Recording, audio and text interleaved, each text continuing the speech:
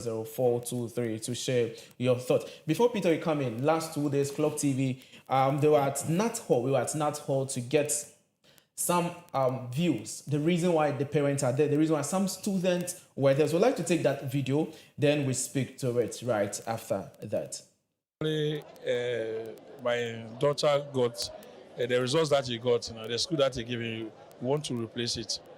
I want to change it, the school. Yes, they gave it, it's part of it, but they gave him the school that he doesn't want at all. The grade is okay, it's good, but the school, it doesn't tally with the grade that he has. The arrangement that they did, it's not helping at all because they should have told us we should do photocopy before coming here, or let's give us some rules and regulations before coming back. You will come and join the queue here. When you get inside, before they will tell us that you should go and do photocopy before you come back here, and then come and join another queue again because nobody will allow you to cross the person. Because when we came here, everybody has its own version, and getting to where the officers are is a problem. You can see everybody is scattered, the crowd is here, so we are frustrated. As I'm sitting down waiting for my husband, who is going to fish out information as to what exactly we should write here. That's why look at me. I have to even sit on this thing, remove my slippers, wait for my husband to come. So the frustration there, everybody is frustrated here. Where they've given to him, you haven't even chosen the school. We don't even know where the school is. The course they've given him, we don't even know. So as they've given us the opportunity to change or to do another placement, that's why we are here. But to get to where to get a solid information how to exactly what to write is the problem. So when we came here in the morning, in fact, it was an eyesore. The congestion. So in my opinion, I think GES and the Ministry of Education should come in. They have to decentralize the whole system. It's not even nice. It's not even attractive for parents to come here, and because you want your ward, you want to change the status of your ward in terms of residential status, in terms of school, whether category A or B or C. Then you come here and you face a lot of challenges here.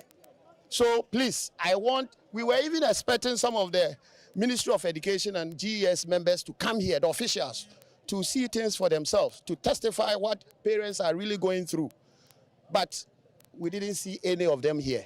So we want you to channel this to the Ministry of Education, and even the Minister of Education should make sure that this thing shouldn't be something that it should be so outrageous that people should take undue advantage of it. I hope you are getting me. People should not take undue advantage of innocent parents. So government should come in. They should find a way of decentralizing it, making it maybe Greater Accra. Those in the northern sector, you have a place to go. Those in the southern sector, those in the western, and those in the eastern sector. I think that will solve the problem. I came here around 7 or 6 a.m. in the morning, early in the morning. But upon my investigation, I talked to some parents, and some were even here as early as 3 a.m. in the morning to come and queue. I mean, this is not good. Those who entered earlier on, in fact, the officials were able to take care of them, and later we realized that the pressure was going down, and so those who were waiting outside, we were allowed to enter. But initially, they should have made us a very simple protocol that if you come, you submit your forms, you just give them the forms, then you write down all the details, the information. Maybe you want to change the schools that you want to change, you write it at the back of the, your ward's admission letter. But they didn't do that. They wanted everyone to get in there. So I was even advocating that they should make it a very simple system where you come, you submit your forms, the programs and the residential status, every information should be at the back of the admission letter, and they should work on it so that it will decongest the system here. I came here to change my school because I wanted Koforidia Sectec, but they gave me Kwamai Presby at Ashanti region. So I came here to change it. I wanted the technical school, so I hope that I will get it. We got good grade, but the school we got, we don't like it, so we are here to change it. I got school, I got Teshi technical, but I don't like it. I want a boarding school. We are pleading him to change our schools for us. We are asking him for this opportunity so that he change it for us, so that he give us the school we want to go. Okay, so Actually- that's what you saw from the Nats Hall when Clock TV visited last 2 days. As we said, the call to join the conversation is 0500 500 423 0500 500 423. Peter, Clement, what do you make of this? I mean, the frustration is real. And then, like Nana rightly said, there are technical errors, like a whole lot. But then, I mean, with some of the reasons some of the students are giving, before the exams, they were given the opportunity to select schools of their choice. And so if you select a school and you're being given that school and you come back to say you don't like it, who are you going to blame? We are given opportunities to select those schools. So if you are given that school and you come back to tell us you don't need it, and then this placement is based on several factors. Now, we talk about the performance. Then we talk about the available vacancies, the programs you want to offer. And then now we have this category A, B, C schools. And now the availability is very paramount. Now, when you take a school like category A school, the availability determines the number of people that will come there. And then with that category A school, there's a pass mark, a grade that you need to get before you can also be enrolled there. And so, I mean, I think there should be more education. And then in terms of selecting the schools, they should involve the parents. They should explain to them that this is what is at stake. Before you be given a certain school, they look at the availability, the course you are going to offer, and then the grade. For me personally, during our time, the school that I got, I changed mine as well. But where I went to, I wanted to read science, but they were not having science programs, so I had to do other courses. And so we have to just educate the parents so that they will be aware. Most of the parents are there trying to fight for their wards, which I can tell you they are not aware of the whole process. Most of them, excuse my words, are illiterate. So it is the kids who are supposed to explain, or even the teachers explain to them, this is how the whole thing works. This is a category A, B, C school. And then this school, the availability depends on the grade. There are some schools that they are just 30% availability for public schools. The rest is for, Exactly. So even on that, we had there's an interview with the PRO for Ministry of Education was explaining that. So I'd like to take that interview. So when you come, Nana could equally speak to that. This is with the Ministry of Education PRO, who was actually responding to this on one of the media houses. Guardians to have their awards in category A schools. And category A schools are very limited, with limited vacancy. And you realize that because a lot of parents and the students themselves wants to be in the Achimoters, the Presec, there are limited vacancies there. And there are some students too. Yes, we appreciate the fact that they have scored higher grades, but unfortunately have not been able to meet the criteria for the category A schools. It is possible for a student to score higher grades, but will end up not being able to be placed in category A school, depending on the vacancy and then the competition level in that particular course. So when that happens, you are most likely to move to category B. And whilst moving to category B, it is important that students and parents take into consideration that, or take notice that the category B that you are moving to, that is another student category B. And that at that level too, it is also based on whether there is vacancy there. Because as at the time you fail in category A and you are moving to your second choice, that is a category B, it is dependent whether there is still vacancy in that category B. If you fail to meet it, then you are moved to category C in that order. So there are some students, because they have scored higher grades and are unable to be placed in category A school, when that happens, a lot of them do flood the resolution center with the concern that they have scored higher grades, they should be in category A schools. And those are the issues that are emerging at the resolution center. And the Ministry of Education and its implementing agencies like the GES are taking the concerns of the students and then the parents and guardians who have been to the resolution center, and that information that has been gathered is being processed by the CSSPS Secretariat. The genuine ones will be addressed, and there are some that will be very difficult. So that's the PR of Ministry of Education explaining all this process to viewers or to parents. Thank you so much. And as you said, credit to City FM. Nana, what do you make of this? Well, it's quite an interesting take, this particular one. And once again, we talked about it. He just reiterated what we were talking about, that if you don't make the criteria for category A, then you are moved to category B in terms of that is why you choose certain schools. And then, mind you, everyone has chosen. So as simple as it seems, you have chosen from category A, B, C, and D, the number of schools and all that. Okay, and so we have a caller. Let's take the caller. Hello, good morning. Welcome to Clock TV. Sorry. Nana, let's continue. Everyone has chosen. So he was just sort of mentioning what is the lay down procedure and how it's supposed to be done. But in practice, right, we realized that the system, as I said, 95% places 95% of people. That is no this thing. But where they are pleased to is what the problem is.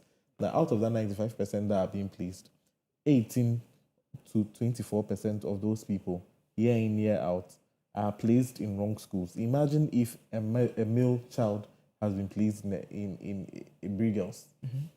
Imagine if someone that wanted to, you realize that someone chose a technical school and wants to go to technical school, but then he was placed in a school that does not do technical.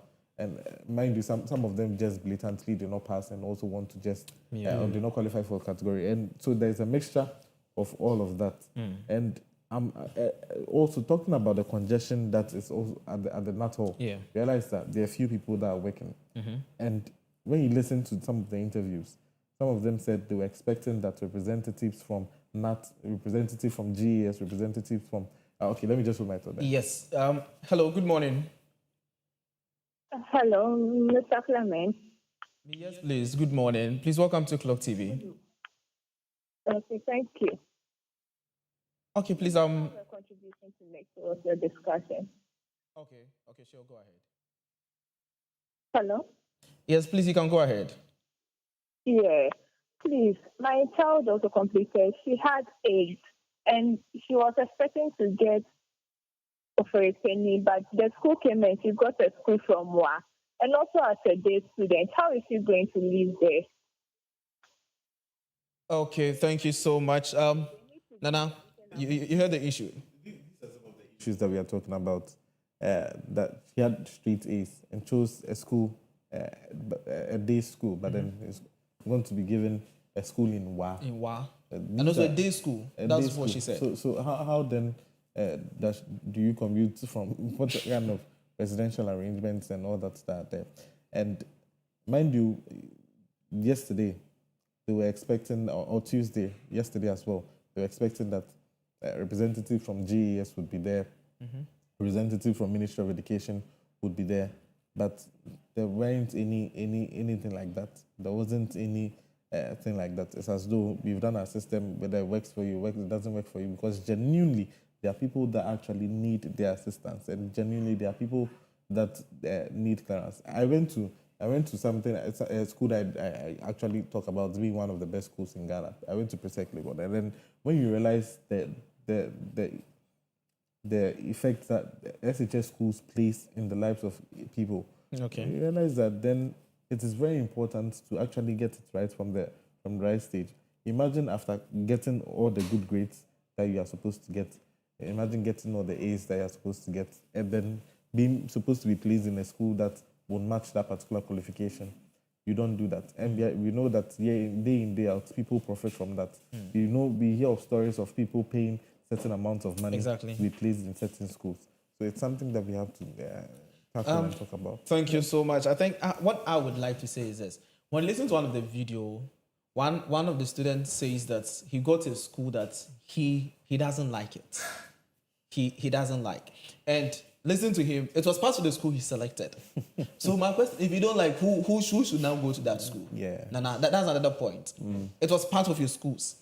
First, second, third. Maybe you didn't get your first choice. Second, and you had, let's say, the fourth one. But you say you don't like.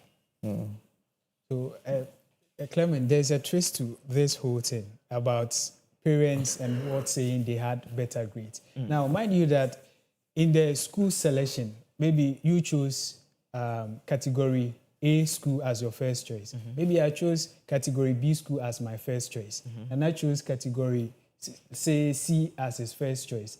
So the fact is that if you didn't get your category A school, you'll be given category B school, and then there's pressure there.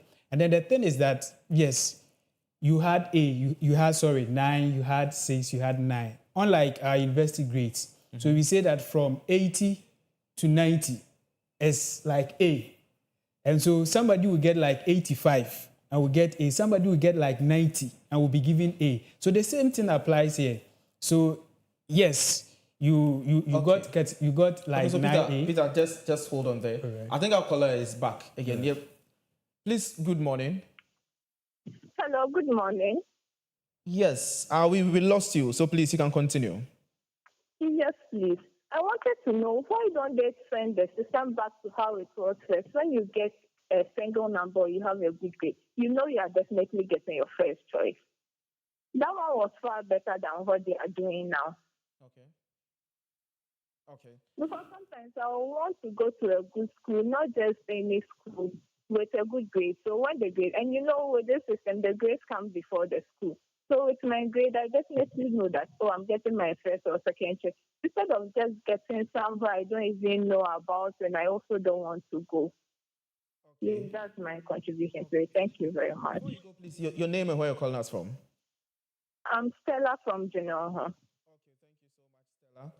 Thank you so much. Nana, I think, Peter, you were talking. Yes. So in as much as you got 8, you got 9, you got 6. Maybe somebody also got 9, you got 6. But the percentage, it varies. And I'm sure that's how, WAEC comes together. They put all those things together and be able to determine the overall best student for every year. So yes, you can get 6, you can get 8, but the percentage differs. So in terms of the categories, so somebody who had like 90 throughout to get that 6, and somebody who had like 83 to get that 6, definitely the one who had 90 to get that 6 would definitely get the category A. And if we had a lot of people also scoring that percentage to get that category A, you'll be pushed down to maybe category B school, in as much as you had. That's when the raw score system comes in. But exactly. Clement, let me just also bring this to bear, that there's a certain quota that is given to people or indigents from a particular society and the schools that are there. For instance, if you live in and around Medina or you're in and around Medina, the quota will be given. Or let's use another rural area. If you live in and around maybe the Kotokraba area in Cape Coast and all that, then a quota will be given to you when you're choosing in terms of Butri and Adisadel College, because they are all within that particular enclave, or maybe St. Augustine's as well. That is something that we should actually look out for, because a lot of people are also benefiting from that particular system and profiting out of it. So this is the case. I get all A's.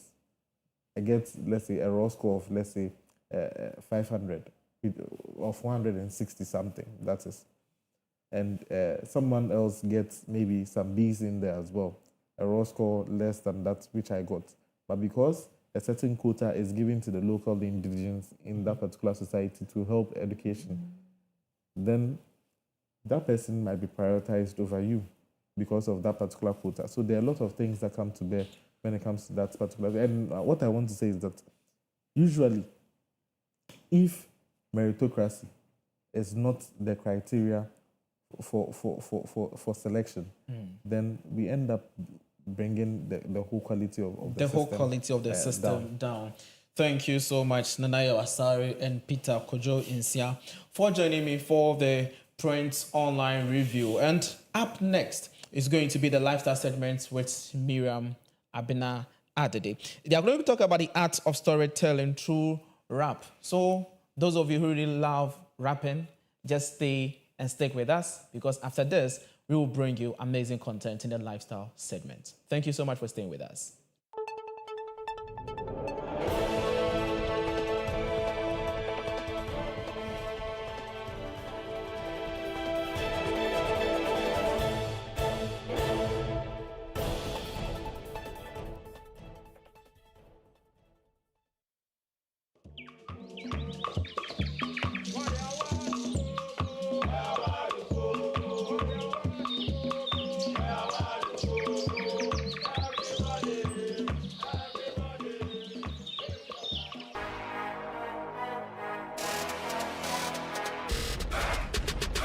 To add all those test pots to like application to something like this.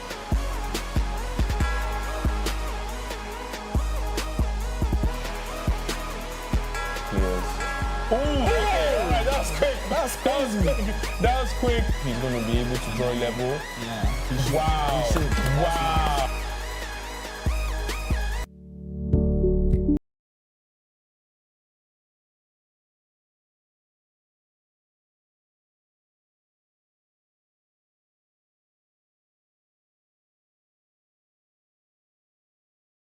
This is how we do. M-I, Devilish, aka, you know the name? Ghana music has really been has really been doing great stuff.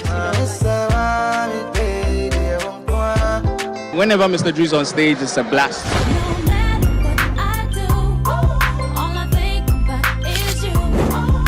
Are you ready to dive into the heart of entertainment?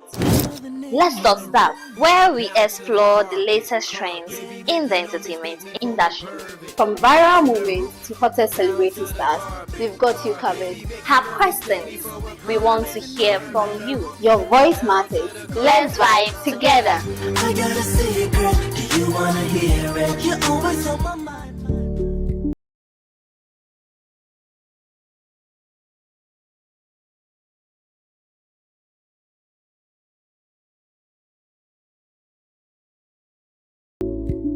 Are you a young person with a passion for public speaking?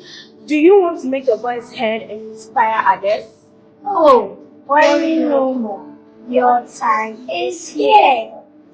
Join the Right Players Challenge is a perfect opportunity for you to showcase your skills. Build your confidence level and take your public speaking to the next level. Through our challenges, you will have the chance to learn from experienced coaches and receive valuable feedback from industrial experts and compete against other young talented speakers. And of course, there are prizes to be won.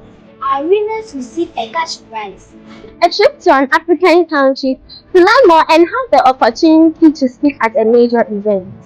If you are ready on this challenge, let your voice be heard. Sign up now to our Young Public Speaking Challenge. Don't miss this opportunity to develop your public speaking skills, build your confidence, and inspire others. Register now and take the first step toward becoming a confident and effective public speaker. Make your voice heard! 9 p.m. Ecstasy Press.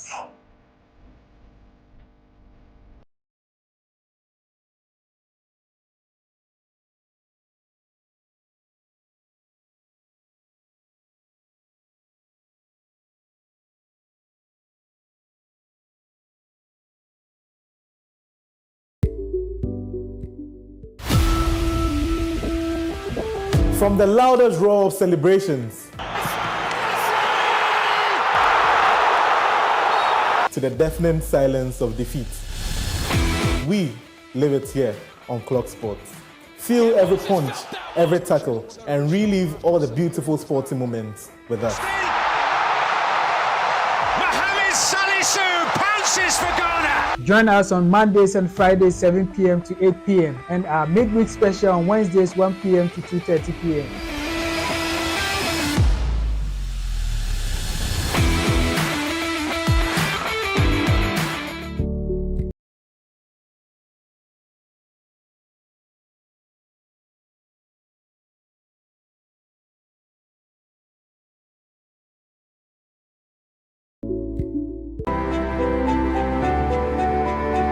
Aligning financial planning with ethical leadership is not just a necessity, but it's a strategy. That is why we bring you the PEPAMSE Corporate Governance and Financial Planning series, where smart financial planning meets ethical leadership. I am Dr. Kofi Anochie Osudako, your host for the series. I'll be guiding you through this masterclass on corporate governance and financial planning, built for you, the workers, managers, entrepreneurs, and the everyday person. From pensions to personal finance, strategic planning to performance management, this series breaks it all down, simply, powerfully, with expert insights, real stories, and practical tools. It's time to build wealth, plan, and lead a purposive life. PEPAMSE, building wealth, strengthening institutions, and empowering you.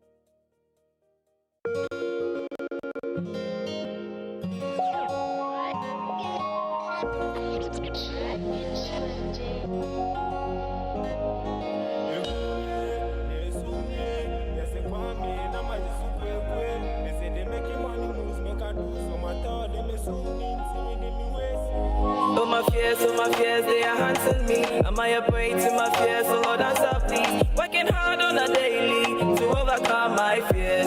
Just can I make it please? Oh my fears, they are haunting me. Am I a prey to my fears? So Lord, answer please. Working hard on a daily to overcome my fears. Just can I make it please? Daily fears, see my people how we moving with the fears. We got to conquer, living with the tears. I pour the wine to my enemies, say yes. I go like the change to my fears, which I know. See, life is how you make it. I wanna be a king to myself, I never fake it. The world is so amazing. The fears, the tears, the trembling, the fears. I wanna be my own self for real, for real. The fear is taking over in me. The tests are falling. My daddy left so early, or my daddy's give I'm yawning. They big mom's calling. I pull myself up. I wanna make it to the tops, but I can't start it. Thought they be a rest of me rap a crowd, and I they fear that my thoughts get hit. Send me piano, my toe jiggy like me. I fall short my fears. I forgo hard like I fall in my peers. So my fears, they are haunting me. Am I a prey to my fears? So Lord, answer please. Working hard on a daily to overcome my fears. Just can I make it please? Oh my fears, they are haunting me. Am I a prey to my fears? So Lord, answer please. Working hard on a daily to overcome my fears. Just can I make it working please? hard for the money, we want to do. If I never make it on me, where I go? Young boy like me, pressure than me so. Then I won't join the military, but they say I no be bold. See the things I they fear, say me can you won't believe me. My whole family vex, everybody just they diss me. Them say I no be man, I just be acting girly. Them know they understand to be a man it's never easy. If I think about my future, then I they shiver. Many things they pull me down as I'm climbing up the ladder. So I call on your name, Holy Father, help me make I win this battle. Cause I know they trust to nip me and many chasing me success. Me person me meditating many things within my mind. I hear me say me to me but every time I be me Jimmy Woody. And then I'm in the beer, watch the video me feel it. So my fears, they are haunting me. Am I a prey to my fears? So Lord, answer please. Working hard on a daily to overcome my fears. Just can I make it please? Oh my fears, they are haunting me. Am I a prey to my fears? So Lord, answer please. Working hard on a daily to overcome my fears. Just can I make it please? And you're welcome back to the Koko Digest Morning Show. Of course, we are working hard daily to overcome our fears. And that should even tell you who we have in the studio this morning. It is a beautiful Thursday once again. Another day to throw the spotlight on, young and upcoming artists doing so well in the music industry. Today, we have a rapper with us in the studio. He's in a person of Rap Clipper. Clip. Yeah, Rap Clipper. So yes, we are going to get interactive with him. We are going to be discussing the art of storytelling through rap. And so I hope it is going to be, a very, very conversational discussion. And so you have to tune in with us. Send in your comments to our WhatsApp number, which will be displayed on your screens, and via our streaming platforms, Facebook and also YouTube. Subscribe to our channel and also give us a follow on Facebook. You can also catch us live on GoTV channel 184. I am Miriam Abena Adide. Now let's get straight into knowing who Rap Clipper is. Hello, Rap Clipper. Hello. Hi. I'm fine, thank you. Okay. So you're welcome to Koko Digest. Thank you. What is actually your name? Aside Rap Clipper, what's your real name? Okay, so my name in real life is Etonam Kwame Govina. Oh, okay. Such a nice name. Yeah. So why did you decide to call yourself Rap Clipper? Okay, so Rap Clipper actually has a meaning. It's real African person for the rap. Real African person? Yeah. Oh, okay. And then Clipper is any swift moving object. Because I'm a rapper, normally rap is a very fast music. So yeah. Rap Clipper, the combination of the two. Yeah. Oh, okay. So were you the one who wrote the song we just listened to? Yeah, I write actually all my songs. You write all your songs? Yeah. What really inspired you to bring up this particular song? Because there's one line in it that resonates with me, working daily to overcome our fears. What really went into that? Okay, so I actually wrote this particular song 4 years ago. Immediately, I graduated from SHS. Oh, okay. So my daddy passed away a very long time ago. Oh, okay. And then I was out of school and I was fresh into the world. Okay. And this thing kept hitting me, overcoming things that I didn't have the strength to go for it for. Maybe there's this particular thing I want to go for. But then... An example. Maybe I want to chase my dreams. Even to begin the music itself, it took me some time to think about it. I was thinking about family, friends, society. They'll be like, boy, when you see or bonyum and all that. So I was thinking about it. How do I even overcome that fears to begin with the music itself? Oh, okay. So things like that, you're going to be thinking. So I just put my emotions on the paper and then I wrote the song. Yeah. And how has it been doing? I saw it on TikTok and the likes, the comments, they were very encouraging. How has it been doing for you? Actually, I would say so far by grace. We didn't actually get here it wasn't just a one-day thing. Yeah. So we've been working, we've been keeping the page active, posting and all that. But in this particular song, I can say the people genuinely like it.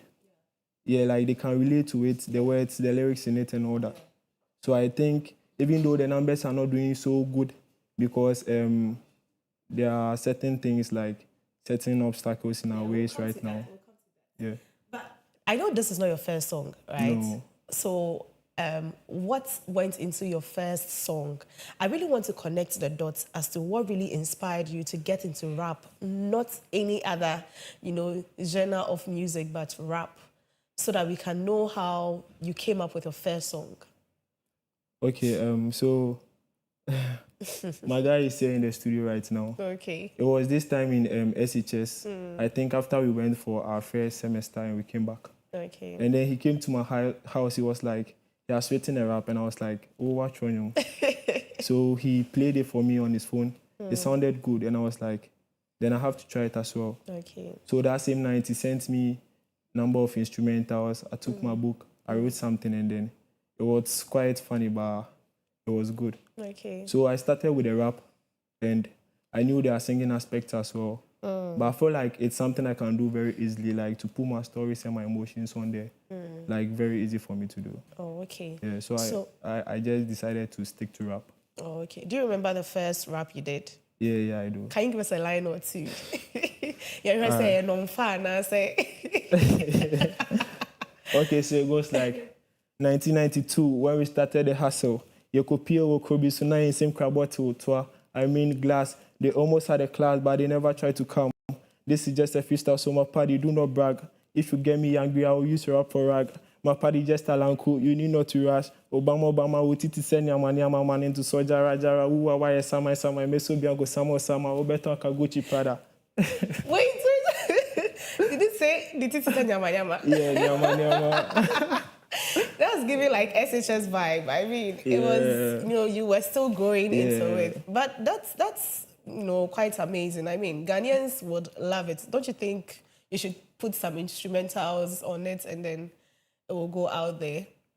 Because you're telling a story. It'll be yeah, it's like I'm telling a story though, but the story doesn't add up. I was just doesn't make sense. Yeah, I was just rhyming and just having fun on the beat.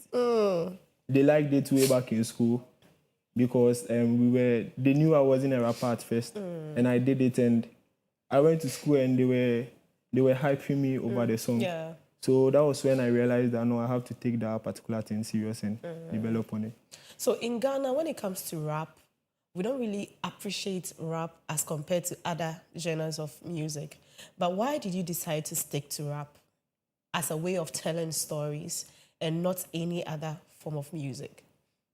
Okay, so I think rap itself, as I said earlier, it's very easy for me to do. And then we all can't be singers or do other forms of music genres. And since I began rap and I found it interesting, I feel like changes can be made, changes can be brought, and other styles can be introduced that people will like. Even though it will take time, maybe I might begin it, but I might not be able to accomplish it. But I think, the other generations and all people can like make it happen. So even though they are not really paying attention to it, there are people who love rap and like they listen to rap. Yeah. And it looks like most rappers in Ghana are always talking about me brain, me starting, do niho, like heartbreak. So many things. Like, why don't you people have different, messages to put across? Because what we listened to your first song was, fighting to overcome our fears. It's always like you guys are struggling. Can't you rap with good messages like, oh, God has done something for me? Why does it always have to be like a story of struggle for most Ghanaian rappers? Okay, so before I actually answer the question, I think doing music itself is very difficult. Like watching someone coming from a background that is not very friendly, like the struggles to even bring out one song alone, and then you go and you be rapping like, "Ochina me top bands, me friends, you be cut out, you be pulling in the range," and then like you can't even relate to it. So I feel like we do stuff we can relate to, yeah. So when you bring out, it puts people in their feelings, and it helps you stay real yourself. Yeah. But do you think rappers can do well alone as rappers, or you'd always have to collaborate with a singer to make a very good song, to tell a story? Okay, so I think rappers can do well by themselves alone, but it gets to a time that everything begins to get boring. So you spice things up so that whenever you collaborate with someone, it's basically like tapping into the person's fan base. So like, yeah, you listen to, you feature a singer with like high audience and their audience tap into you. It's a means of like giving the rap scene some kind of attention. Yeah, so rappers can do well by themselves, but I think they need to collaborate to make it more fun and more like. So the lady you collaborated with, is she out there? Okay, so the lady actually is Believer Cool. She's my sister. Oh, okay. That's my mom's firstborn. Oh, okay. And then my godfather once told me something. He was like, "Clipper, you have good lyrics." So I think sometimes when you write the raps, you can make your sister do the book, like the singing parts for you.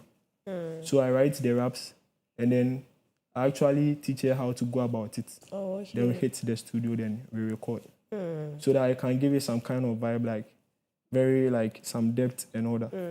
Because people like it when like raps have those kind of sounds in it, like the feminine voice. Yeah. And it was a very, very beautiful combination over there. So families doing things together. But Speaking on of collaborations, have you thought of any collaboration with, any artists out there, artists out there? Yeah, I normally do. Yeah, So but I what comes think to mind collaborations? when it comes to collaborations, I don't really want to rush the spotlight. But then there are people like I really love. I listen to their music like on a regular. I would love to do something in future with Medical. Oh, okay. He's like so versatile and he's talented and multifaceted. Like he's just that guy. And then Landlord, of course. Who is He Landlord? gives Sarkodie. Okay. He gives you that kind of attention. Like whenever there's a collaboration like that, people be like, yeah, who is this guy? Who is this new guy? They have to check you out. Yeah. So let's look at some challenges young rappers face, in the industry. What are some of the challenges you face as a young rapper? A whole lot. I can feel the grievance. Yeah, a whole lot. Let's look at a few. Okay, so before you even begin to write music or even record and all that, as a young and upcoming artist, just know that you, that person, you are going to be your own music director. Sometimes you'll be your own photographer. You do a whole lot of things by yourself. Like, there's no help. You have to prove to the people to get validated. Yeah. Help will come in at a point, but then before the help comes in, you have to show them what you've got. So it's not going to be easy. Like, you have to fight your way through it. Yeah. Like, it's very hectic. Yeah. But should that be like a major challenge for rappers like yourself? Since you said you guys rap with messages you can relate, to. So you're already struggling and you're struggling through the process. So should that be like something new to you? You should be used to it. Or No, it doesn't work that way. it doesn't work that way. Yeah. Oh, okay. Okay, so take a person like me. There are more songs out there. There are things I would love to bring out Okay. to show the people what I've got. Maybe like how I want to change the scene and all that. And there's no help coming. Yeah. Normally, in my normal state, normally it leaves me depressed because no one is even seeing the effort. Yeah. I know people will tap in, they will like lock in, but then at the point when things are going very high, like they know that, okay, as at this point, this person can break through or make it out. Yeah, that's when they join. But for now that nothing is happening, everyone feels like you just have to do your thing, like you just have to do your thing. So what do you think you can do differently to put yourself, out there by your own strength individually? Because we've seen the likes of Black Sharif. We saw how he struggled and now he's out there. He's Black Sharif. What do you think you can also do to put yourself out there? So normally with my boys and I, we don't sleep. We are always scheming. Like there's always pen on a paper, like writing stuff, brainstorming stuff. Okay. Even how to break the algorithms on social media is even something like we study a lot. Oh, okay. Because breaking through social media alone is one aspect of it. Yeah. Talking about the investment part of it, like how to get money to do stuff. Yeah. So I'm actually a student though. So I'm doing this whole thing by my own self. And where am I supposed to get money as a student? So you have to like link up with other people to brainstorm stuff. Like you have to watch your strengths, maybe the kind of music you do, like the target audience and all that, so that you know where to hit very hard. Yeah. Okay.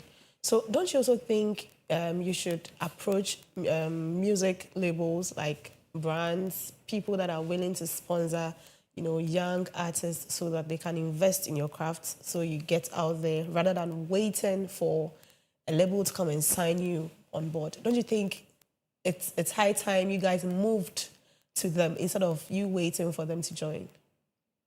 Okay, so I think actually people only see your worth when they approach you. Okay. Yeah, you can approach labels, you can approach people.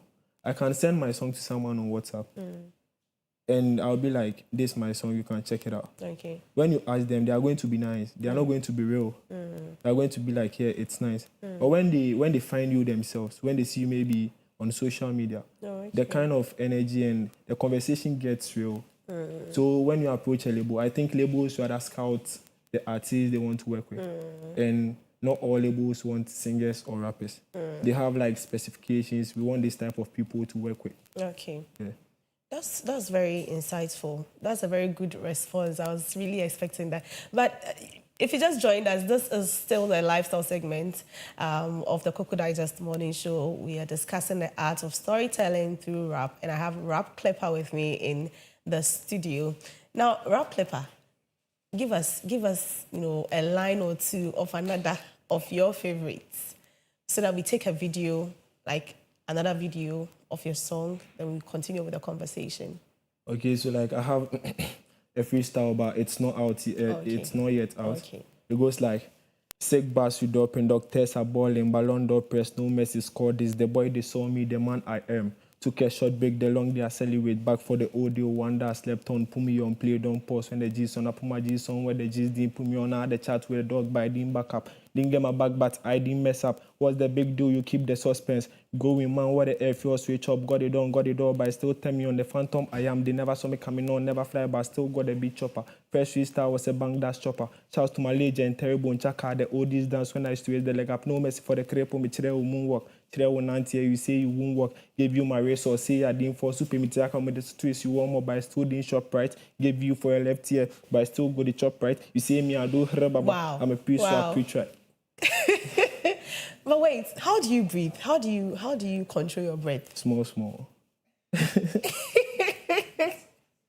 Producer, do you have another video of Rap Clipper? Can we take that?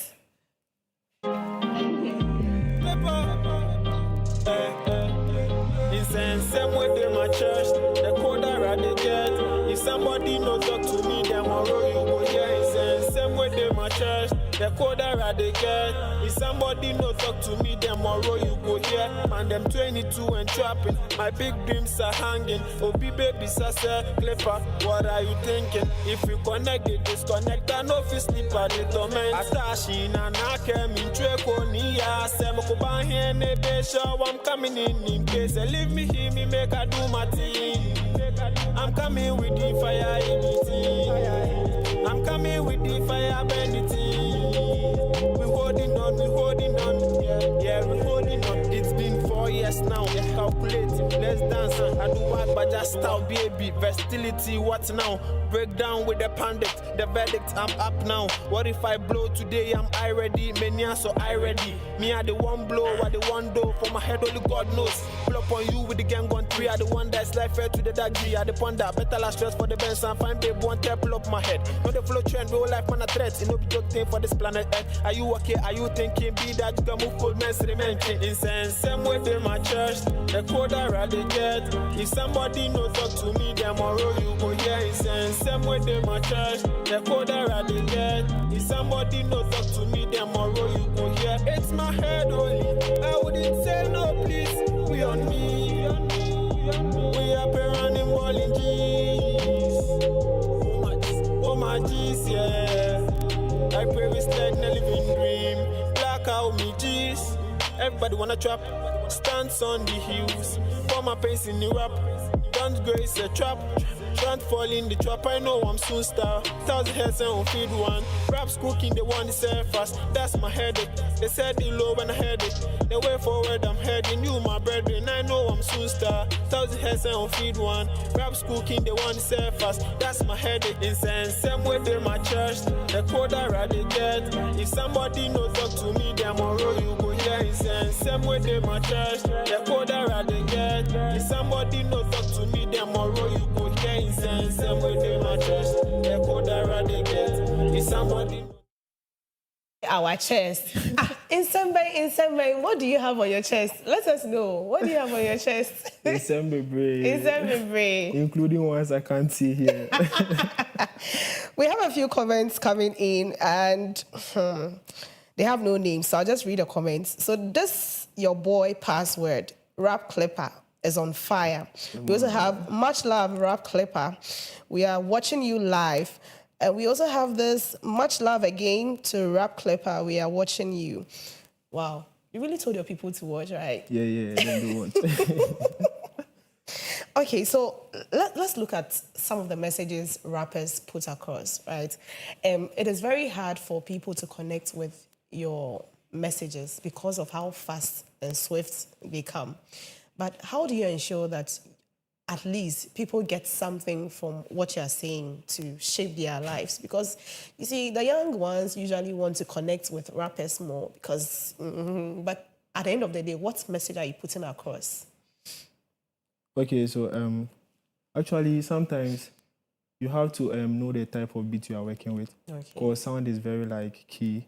So you pick a sound that the listeners can connect with, and then you put a very insightful message on there. So if you are preaching about peace, you make sure it has a beat that like resonates with it, that they can okay, maybe someone's mind is troubled, they listen to that particular song, and because of the instruments alone, they can relax or calm down. Yeah. And then when like maybe it's a grime or it's very fast, you have to like take it easy on the beat so that they can get the message like one by one. Even though like rap is very fast, but I think it can be done slow too sometimes, so that the message can be like, it can get to the audience. Okay. So we have some messages also from Facebook. Dorothy Cole says rap clipper with a fire emoji. And we have Kalima Venza, clipper man with a fire emoji as well. Interesting. So rap clipper, you spoke about collaborations and who the people you would want to collaborate with, but are you also looking at maybe young artists like yourself that you can match up with so that you bring up the energy in terms of collaborations? Yeah, the first video we played, I think the Daily Fears, I actually collaborated one brother on it. Oh, okay. Yeah, I listen very widely, even to genres that like I don't fit in. Just when it's good music, I just listen to it. And I think normally the inspiration comes from we the young ones and then the environment as well. But one thing about collaborations is it's very hard to get people on your tracks. Okay. Yeah, that's one thing people don't know.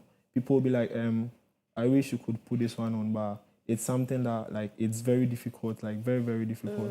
But normally we work amongst ourselves, like upcoming artists, we link up. When you see someone that matches your vibe, you know. And when there's someone you want to work with, you see that person as well. You can text when it goes through, fine. If it doesn't, you just keep working. Earlier, you mentioned that you were a student. Which school are you in? UCC. UCC. Yeah. Oh, okay. The school that has been declared non-existent.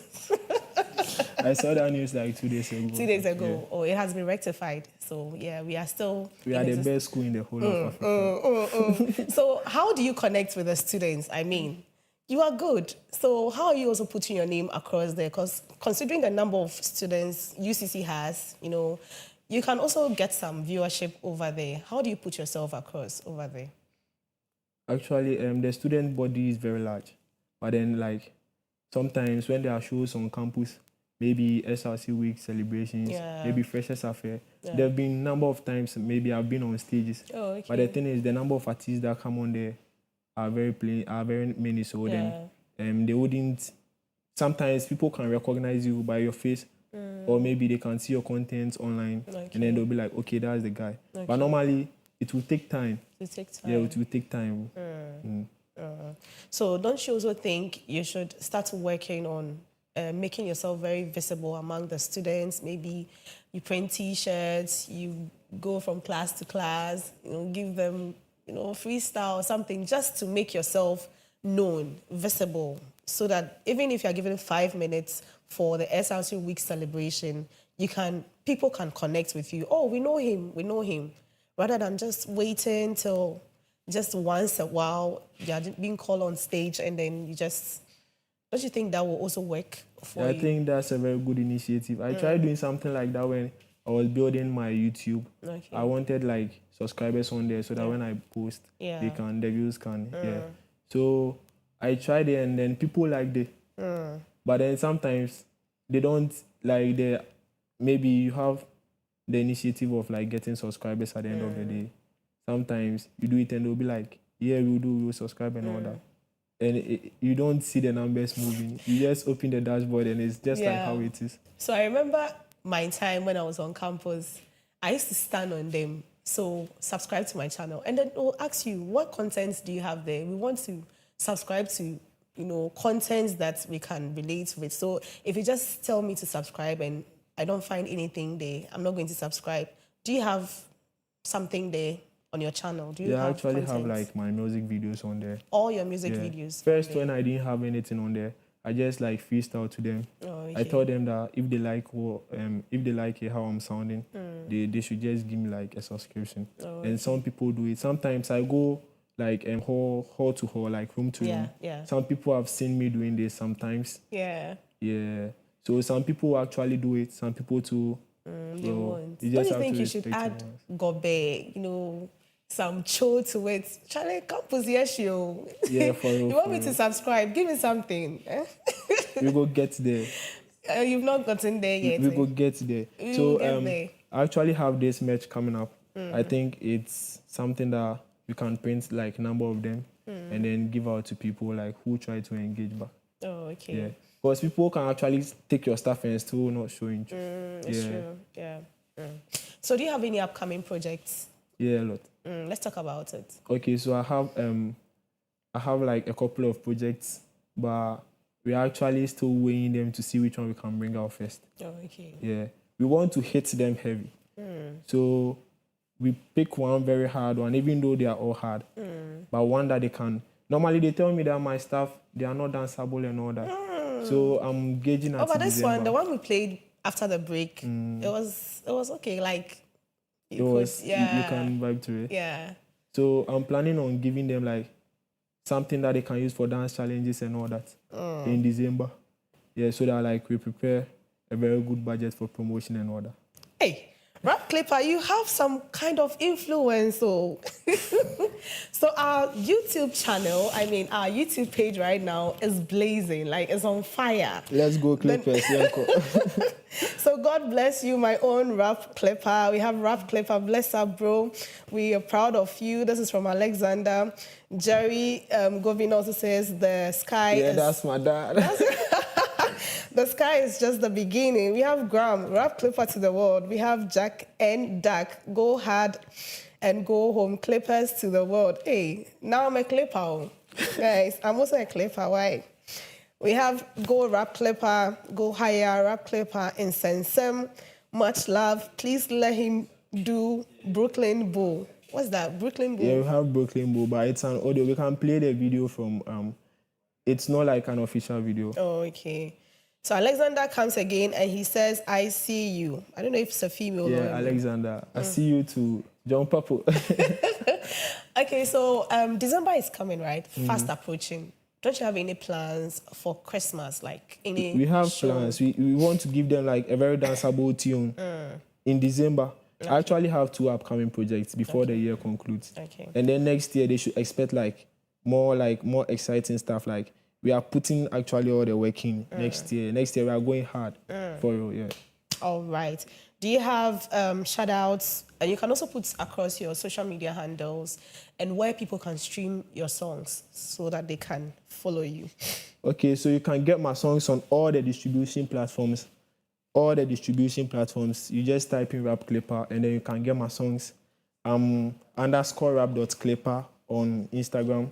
And I'm Rap Clipper everywhere. You can, whenever you type Rap Clipper, you see me. So I want to say a very big thank you to Mr. Stewart Fantimore. He actually made this happen. I'm very, very grateful for that. Like a big shout out to my godfathers, Wangali, Bomberman, and Psycho styled me. Yeah, Psycho styled me.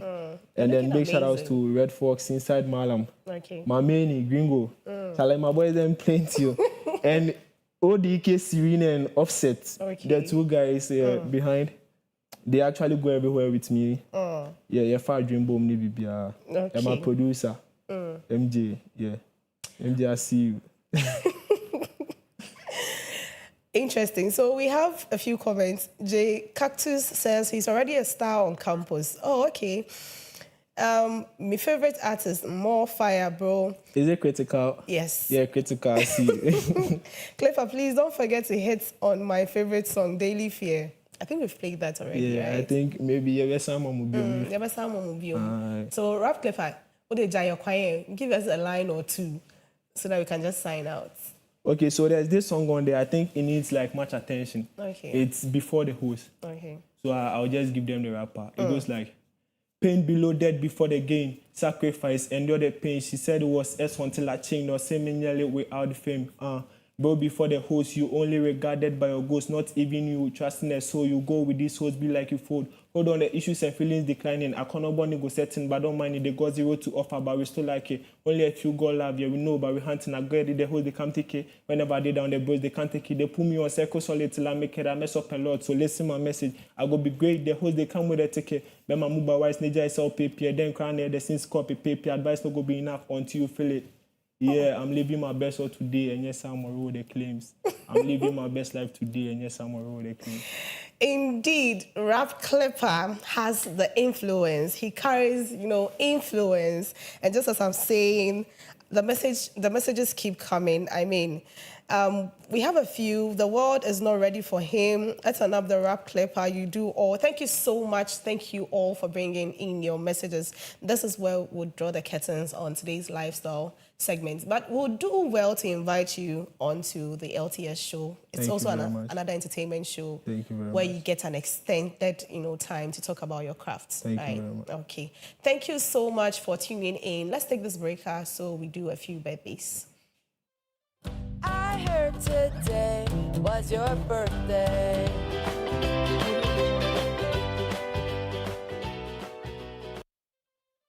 I heard today was your birthday.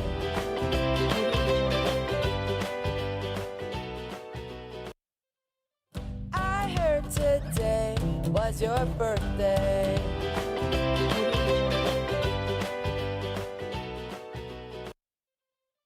I heard today was your birthday.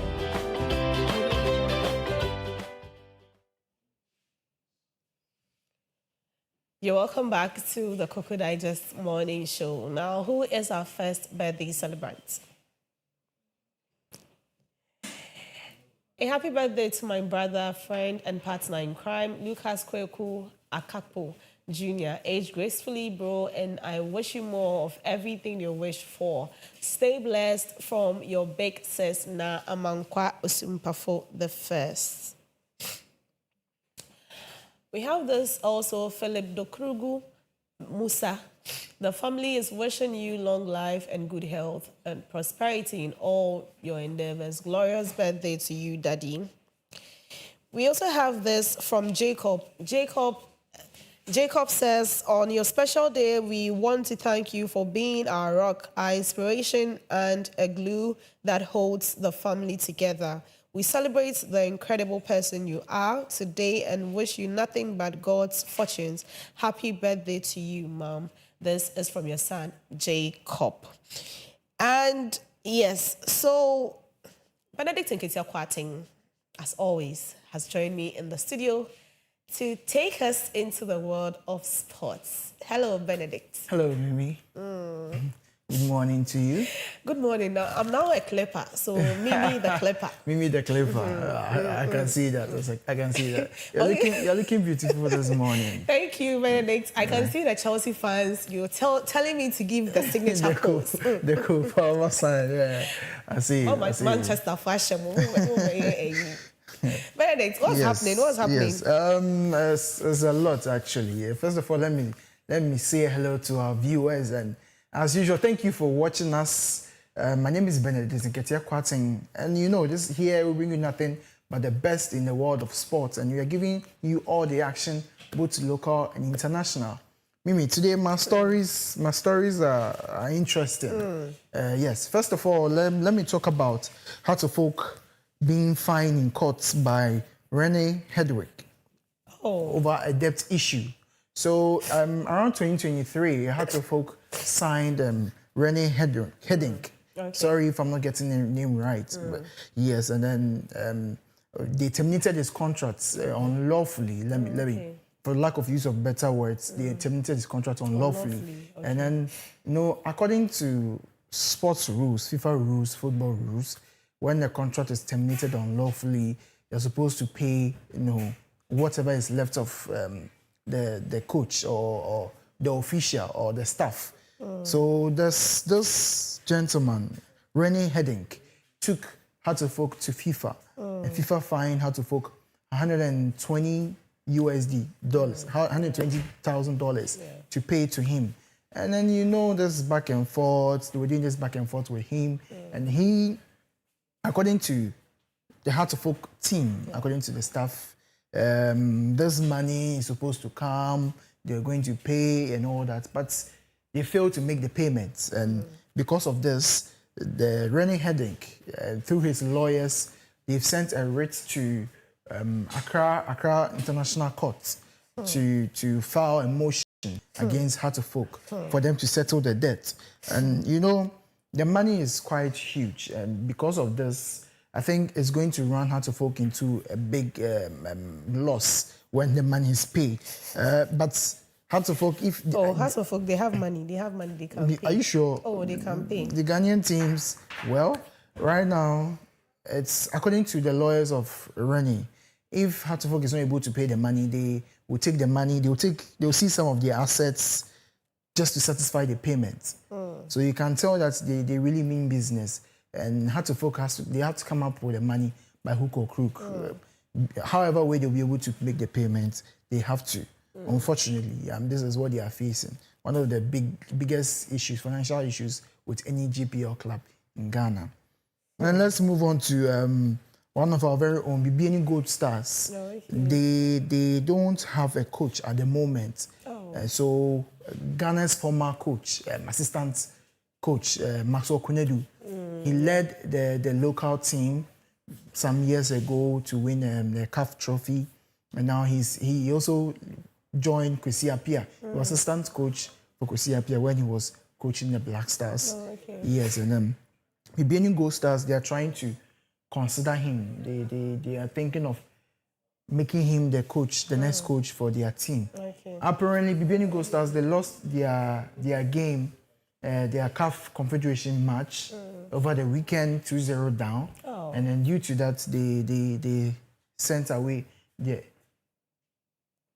CAF Champions League. They lost 2-0, and so they actually let go of their coach. And now they are hoping to sign Maxwell Kunedu. He's among the prospects. There are actually other coaches, but one of the bigger names is Maxwell. And hopefully they can get him into their team. So we are hoping for the best for Maxwell. He's improving and tested. He's actually good. He's good with whatever he does, and then I think he'll be a good fit for BBN Gold Stars. We hope for the best for the team and for him, Maxwell Kunedu. And then let's move on to the next story, a very interesting story. Where we are talking about rap. I mean, your artist, Clipper. Yes, I think one of his mentors or one of the rappers he looks up to is our very own Sarkodie. Yes. So over the week, Sarkodie, in his interview, he's in Kumasi at the moment, trying to organize a show, the Rapaholic show. And then in one of his interviews, his promos, he was asked about sports. He was asked about football, specifically about the Ballon d'Or and the one who won. That's Ousmane Dembele. Some years ago, 2022, he met Ousmane Dembele and then Memphis Depay. And Ghanaians are aware of this. So now that Dembele has won the Ballon d'Or, they used the opportunity to ask him, how does he feel about it? Has he been able to contact him? Because definitely moving along with them means at least you have a contact. Let's not assume you are friends, but at least you know him in a way. And then that was when he made us understand, he made the viewers understand that he has met Ousmane Dembele, he has met through Memphis Depay. Memphis Depay is his friend. And then they even had a song together.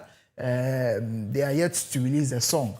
But then one funny thing he said was that when he met Memphis Depay in New York with Ousmane Dembele, he actually thought Dembele was one of the boys of Memphis Depay. He didn't really know Ousmane Dembele as a footballer. So this is to tell us that he's not really a football fanatic. Yes. So he actually didn't know who Ousmane Dembele was as at that time. As at that time, he was playing with Memphis Depay in Barcelona, and it was a summer break. So they were out together, and then they were shopping, and then they met Sarkodie.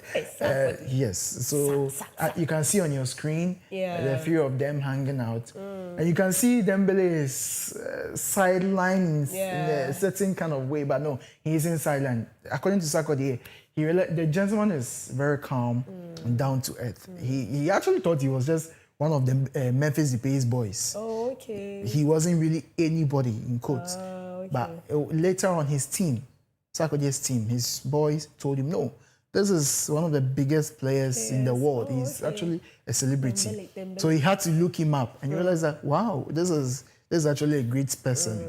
So he also said it that he will congratulate him. Okay. As of if he has done it now, we can't tell. But then he said he'll call him, he'll text him or something to congratulate Ousmane Dembele on winning the best player award, the Ballon d'Or. And that takes us to our international sports news. One of our English Premier League giants, Manchester City, one of their strikers, their best striker at the moment, Erling Haaland, has an injury. It's not really serious, but then this injury got him out of the game against Arsenal. Normally, we will know Erling Haaland to be playing. He will play for a full 90 minutes, even if there's extra. Erling Haaland, he has the strength to play. But then the game against Arsenal, people thought it was tactical because Arsenal was pressing so much. He had to take out strikers to bring in defenders and midfielders. But then that's wrong. Actually, Erling Haaland was hurt. He was the one who called for the change to be made because he could feel some back pain. He was feeling some back pain. I think the game was a bit physical, too physical for him. The defenders were too physical on him, and then he was feeling some back pains. So he had to call for a change, and then the coach granted the change. And then, so right now, Guardiola is hoping that Haaland will be fit for the Burnley match, the Burnley game that is coming this weekend. They actually played during the week, and then he didn't feature. He wasn't against Huddersfield. He couldn't play, but hopefully he'll be fit enough to join in for the game against Burnley. The target is for him to play in the Premier League itself and then also in the Champions League, because those are, I'm not saying the local trophy, local competition is not important, but then, I mean, he's aiming higher. So he's hoping that his best striker will be available to join the team and then to play. I mean, City, they have equally good players. Of course. But Haaland is Haaland. So hopefully he'll be fit enough to play, joining the team against Burnley. But I think other, coaches or management of teams can learn from this, that you don't have to overuse your good players. Yes. If there are other equally good players, on the bench, you can just you can replace them with it. This is actually one of the cases we are having in Spain, Barcelona. One of their skippers, one of their best players, Lamine Yamal, is having an injury, and this is because it's actually a groin lower body injury, and then this is because he was playing so much. He's very young, but he's playing so much and he's having this kind of injury, and due to that he has missed about 2 matches. He's going to still miss 3 or more games. So I think this is a call to most of the managers out there, or the coaches out there. Let's not overuse our players. Let's not overuse the boys. Yes, the boys would love to play. When you try to bench them, they are not happy. They want to still prove themselves, especially knowing that we are heading into the World Cup season, where everybody wants to feature in the World Cup. World Cup is the biggest stage anybody can play on. Every player is dreams of playing at the world stage where everybody is watching from all over the world. So players are really putting in efforts. So Lamine Yamal is injured, unfortunately. But of course, Barcelona is still doing good. Now, Erling Haaland is injured. It's a slight injury, but hopefully he can feature in the game against Burnley. Among others, let me not drag this much, but then this is it for the sports update segments. we don't bring you just normal news. We bring you the technical sports news and that is digest good. it for us. Of course. And when it gets the clock sports, hosted by Nanaya Asari, they will dig deep and deep for our viewers. So viewers, thank you very much for staying with us. My name is Benedict Nketia-Kwating, and this is the Sports Update segment. Thank you so much, Benedict Nketia-Kwating. Now we'll take our business update, and right after that, Nanaya Asari and his guests will come and educate us on the importance of fire safety measures in building. And so if you're thinking of putting up a building, this conversation is for you, because you need to learn, some of the safety measures you can put in place to ensure that your building is safe. So stay with us. We'll be back shortly.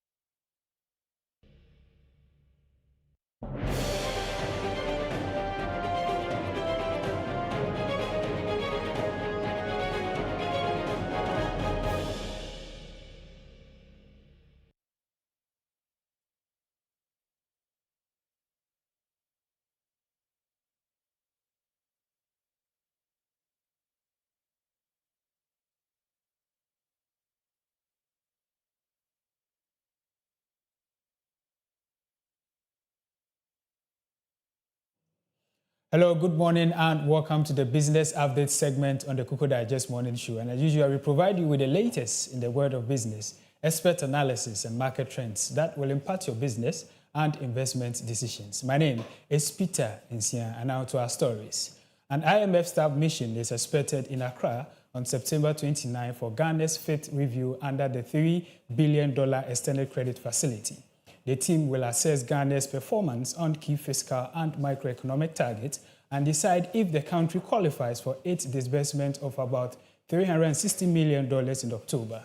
So far, Ghana has received $2.3 billion since signing onto the program in May 2023. This review is particularly crucial.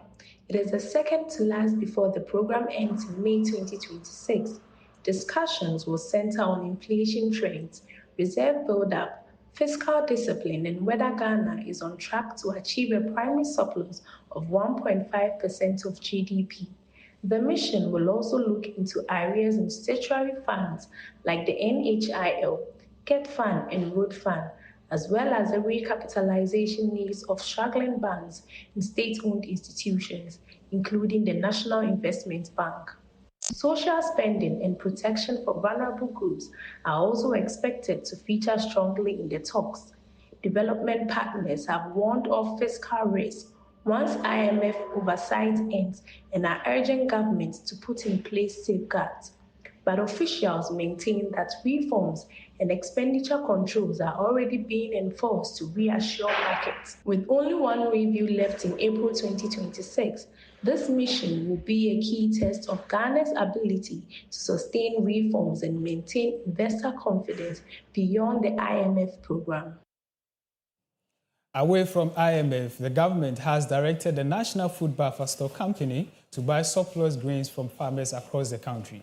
This follows projections of a bumper harvest in 2025, coming on top of large stocks from last year that remain unsold. It is the first time the Buffer Stock Company is being given such major resources for nationwide grain purchases. The move is expected to cut post-harvest losses, stabilize prices, and build up food reserves for emergencies.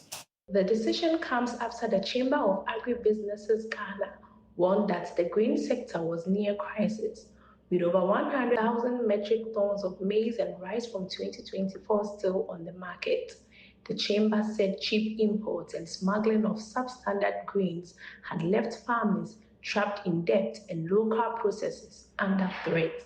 Officials say the intervention will give farmers a ready market, protect livelihoods, and strengthen Ghana's food security outlook. Away from that story, ECOWAS member states, including Ghana, are reviewing the community levy, a 0.5% tax on goods imported from non-ECOWAS countries, to address declining revenues and enhance regional financing. Established over 18 years ago, the levy is facing compliance and efficiency issues. Moleku Azikwe, the ECOWAS Commission Director of Budget and Treasury, highlighted the levy as a critical funding source, contributing to 75 to 80% to ECOWAS programs. He noted the need for updates to the protocol to reflect current trade and revenue dynamics. Although sanctions for non-compliance exist, enforcement decisions lie with higher authorities. The review aims to strengthen financial support for regional initiatives and promote collaboration among member states, as emphasized by ECOWAS Commissioner Prof. Nazo Abdoulaye Dama. And on to our last story, the Bank of Ghana will begin accepting applications for digital credit service providers from November 3. Along with the announcement, the central bank unveiled new directives spelling out licensing requirements and urged prospective applicants to carefully review and comply. Digital credit services, which allow individuals and businesses to access quick loans through mobile apps and fintech platforms, have grown rapidly outside traditional banking channels. The bank says regulating the space will help broaden financial access while protecting consumers. Under the new framework, providers must hold a minimum capital of 2 million cedis, keep transaction limits at 10,000 cedis, and pay a license fee of 20,000 cedis. The central bank emphasizes that the existing operators will not automatically qualify under the new regime. And this is all we have for you on the Business Update segment on the Koko Digest Morning Show. Thank you for staying with us. My name is Peter Insia. Up next is the main discussion with Chairman Nanayao Asari. Do stay tuned.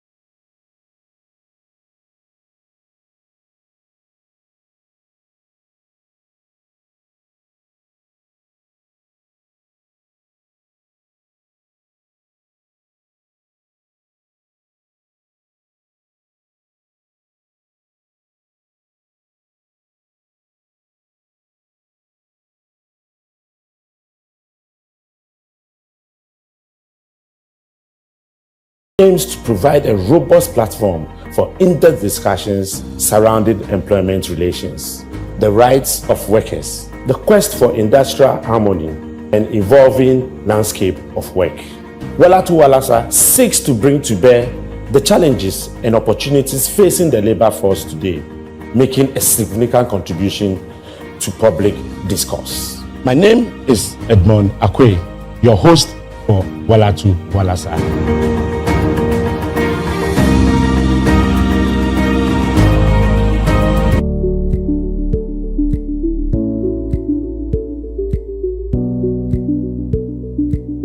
Are you a young person with a passion for public speaking? Do you want to make your voice heard and inspire others? Oh, worry no more. Your time is here. Join the Right Players Challenge is a perfect opportunity for you to showcase your skills. Build your confidence level and take your public speaking to the next level. Through our challenges, you will have the chance to learn from experienced coaches and receive valuable feedback from industrial experts and compete against other young talented speakers. And of course, there are prizes to be won. Our winners receive a cash prize, a trip to an African country to learn more and have the opportunity to speak at a major event. If you are ready on this challenge, let your voice be heard. Sign up now to our Young Public Speaking Challenge. Don't miss this opportunity to develop your public speaking skills, build your confidence, and inspire others. Register now and take the first step toward becoming a confident and effective public speaker. Make your voice heard! 5 years as passing press.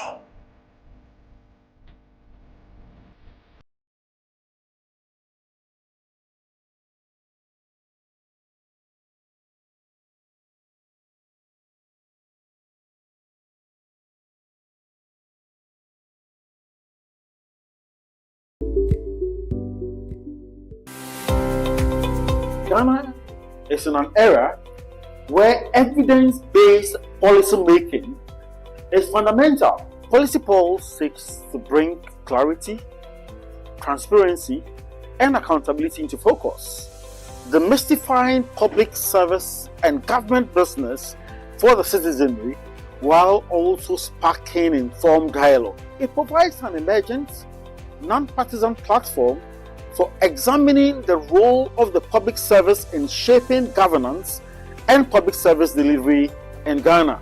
This series offers a comprehensive dive into the policies, frameworks, and operations guiding public service institutions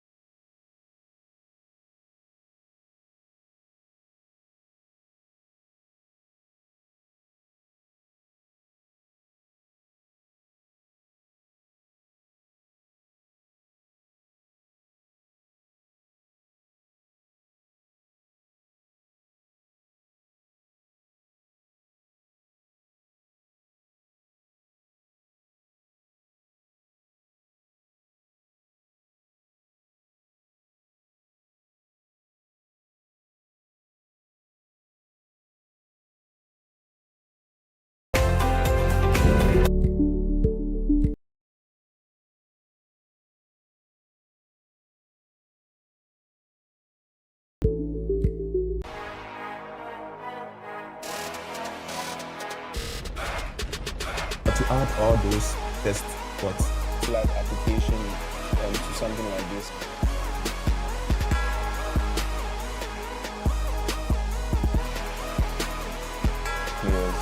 Oh, okay. That's quick. That's crazy. That's quick. He's going to be able to draw a level. Yeah. Wow. Wow.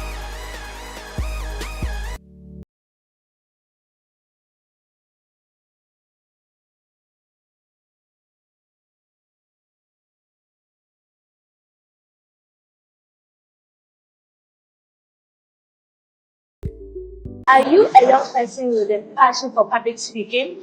Do you want to make your voice heard and inspire others? Oh, worry no more. Your time is here. Join the Right Players Challenge is a perfect opportunity for you to showcase your skills. Build your confidence level and take your public speaking to the next level. Through our challenges, you will have the chance to learn from experienced coaches and receive valuable feedback from industrial experts And compete against other young talented speakers. And of course, there are prizes to be won. Our winners receive a cash prize. A trip to an African country to learn more and have the opportunity to speak at a major event. If you are ready on this challenge, let your voice be heard. Sign up now to our Young Public Speaking Challenge. Don't miss this opportunity to develop your public speaking skills, build your confidence, and inspire others. Register now and take the first step toward becoming a confident and effective public speaker. Make your voice heard! 5 years as Press.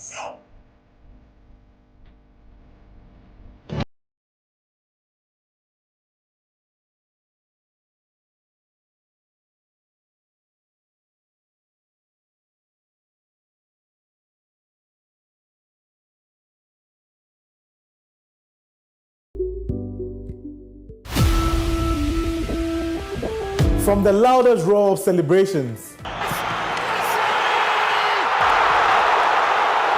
to the deafening silence of defeat, we live it here on Clock Sports.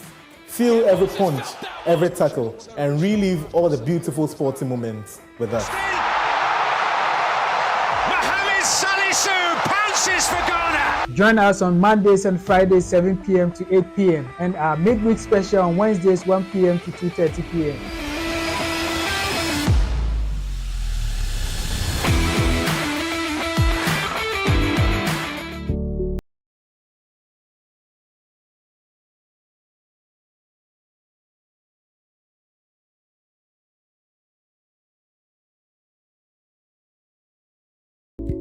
This is how we do. M-I-M-I, Divalish, aka, you know the name? Ghana music has really been putting, has really been doing great stuff. Whenever Mr. Drew's on stage, it's a blast.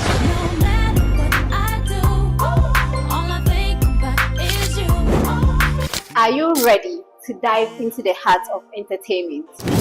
Let's start where we explore the latest trends in the entertainment industry. From viral moments to hottest celebrity stars, we've got you covered. Have questions? We want to hear from you. Your voice matters. Let's vibe together. I got a secret. Do you wanna hear it? You're always on my mind.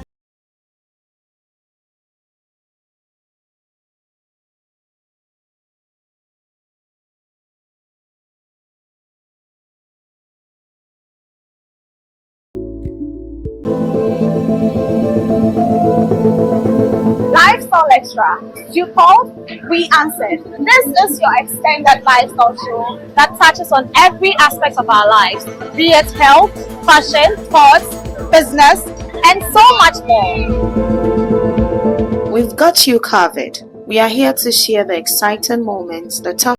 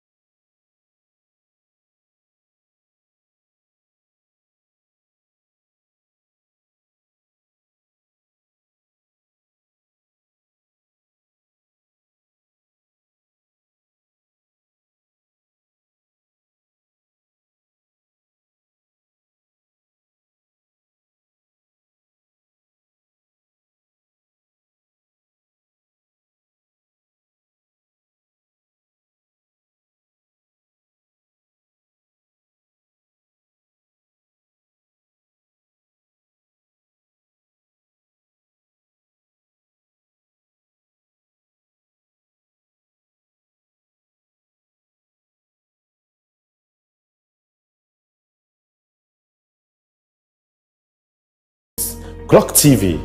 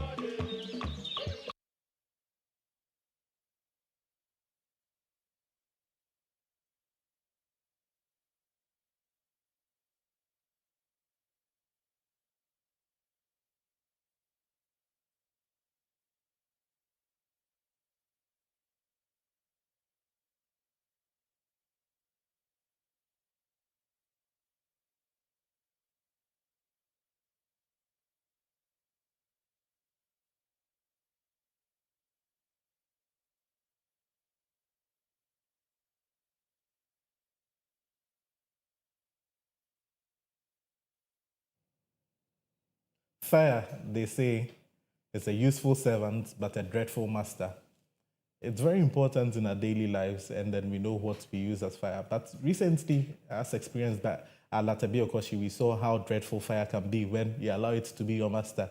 Today, we are here, we are talking to the masters of fire. I'm talking about Mr. Walter Okine from the Ghana National Fire Service. He's here with me, and we are going to talk about the importance of fire safety measures in building.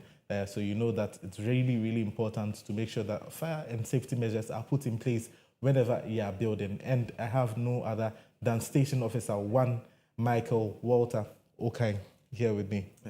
Good morning, sir. Good morning. You're welcome to the Koko Digest. The pleasure is all mine to be here. In fact, this is the very first time coming to this program. And I wish by the close of the day, yes, we also wish that we would have learned something. But before we go on, I want to talk about, let's say, the greats in the fire service, because I'm actually very not, when it comes to public service in general, the greats are very, very serious, and people take it, they don't joke with it. So can you explain the different grades when it comes to fire service before we actually delve into the topic? When you talk about grades, I don't actually know what you mean. Oh. But yes, if I do understand, are you talking about... there's someone, for instance, you are station officer grade. Oh, you mean the grades? Yes, the grades. As in our ranking? Yes, okay. That's all right. Because I know you don't joke with it at all. Yes, exactly. As uniform personnel, we are identified by our ranks. Okay. And when you look at our ranks, we have the junior officers ranks, which ends at where I am, that is Station Officer 1. And then the graduates also, that is the senior officers, starts from assistant divisional officer, that is grade 2, to the chief fire officer, that is the apex in the ranking system. All right. So that's very, very good to know, and we are privileged to have you with us on the nation's ultimate morning show. That's the Koko Digest morning show, and we do hope that by the end of this particular one, everyone is going to learn the importance of fire safety measures in building. Now let's go back to the act that actually formed the Ghana National Fire Service. That is Act 537. Act 537. Now let's talk about Ghana National Fire Service. First, give us a brief introduction of what the Ghana National Fire Service is, and then we'll go into your mandate as what the Act says you are, your object. So Act 219 established the fire service in 1963. That is under Osajifo, Dr. Kwame Nkrumah, where he brought in an expatriate, GS leader, that is from Britain. Okay. Then we had quite a number of people who were doing fire safety. We have like the Railways Fire Safety, we have Accra City Fire Stations, and then other organizations. So he came to look at how to amalgamate all those fire service stations or regional fire service groups under one umbrella. And in 1963, that is Act 219, established the fire service. Fast forward, the mandate that really is the Act 537, yes, that really established the Ghana National Fire Service, mandated us to do certain things. Yes. So when you look at the fire service as an organization, we create and sustain awareness of the hazards of fires, and thereby heightening the role of the individual in the prevention of fires. We also offer technical advice for building plans in respect of machinery and structural layout to facilitate the escape of people from, that is, fire. Okay. And then when you come further down, you have inspect and offer technical advice on fire extinguishers. We as well coordinate and advise on the training of personnel in firefighting departments of other organizations. We train and organize fire volunteers squads at community level. We also offer rescue and evacuation services to those trapped by fire or any related emergencies. And then we undertake any other functions that is incidental to the objectives of the fire service. Basically, these are the functions that the fire service. All right, that's very, very important. Thank you very much, sir. But then before we move on, I would like to reiterate on what you actually said under the functions of the Ghana National Fire Service in the Act 537. The last point says that you undertake any other functions incidental to the objective of the fire service. Now, the objective of the fire service, according to Section 3 of the same thing, is to prevent and manage undesirable fires. Exactly. So that's what it says. Exactly. Now, when it comes to that, when you juxtapose that to that's the last point, undertake any other functions that's associated to the object of the Ghana National Fire Service, then you realize that your scope goes beyond just putting out fires, as people Yes, see. indeed. We've seen that you talk about the management of fires, extinguishing fires, even community volunteers. I'm actually pleased to know that you train them as well. But then that means your mandate is sort of going to cut across all other spheres. Exactly. That means when it comes to the factories and offices and shops, you need to be there because there's fire safety and prevention there as well. So I want you to talk about the coordination of these activities. How then is it done by the Ghana National Fire Service? Well, when you look at the Ghana National Fire Service, we are almost everywhere. And as an organization, what we are mandated to do is to provide prevention and then what? Protection. Okay. So let's look at what goes into when we talk about prevention.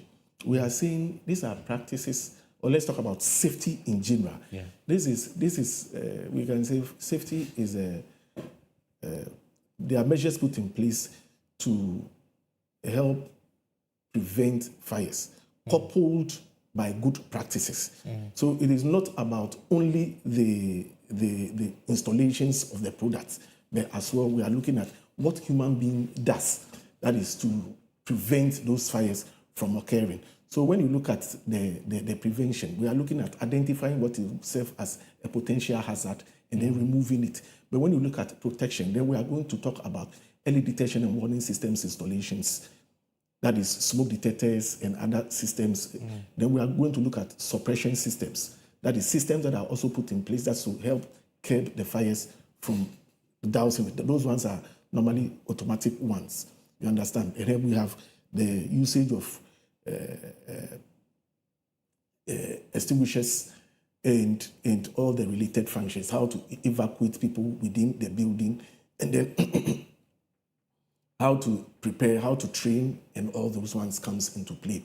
So when you look at a setting, it is the fire service that has the role of the function of taking care of buildings and other things within our environments.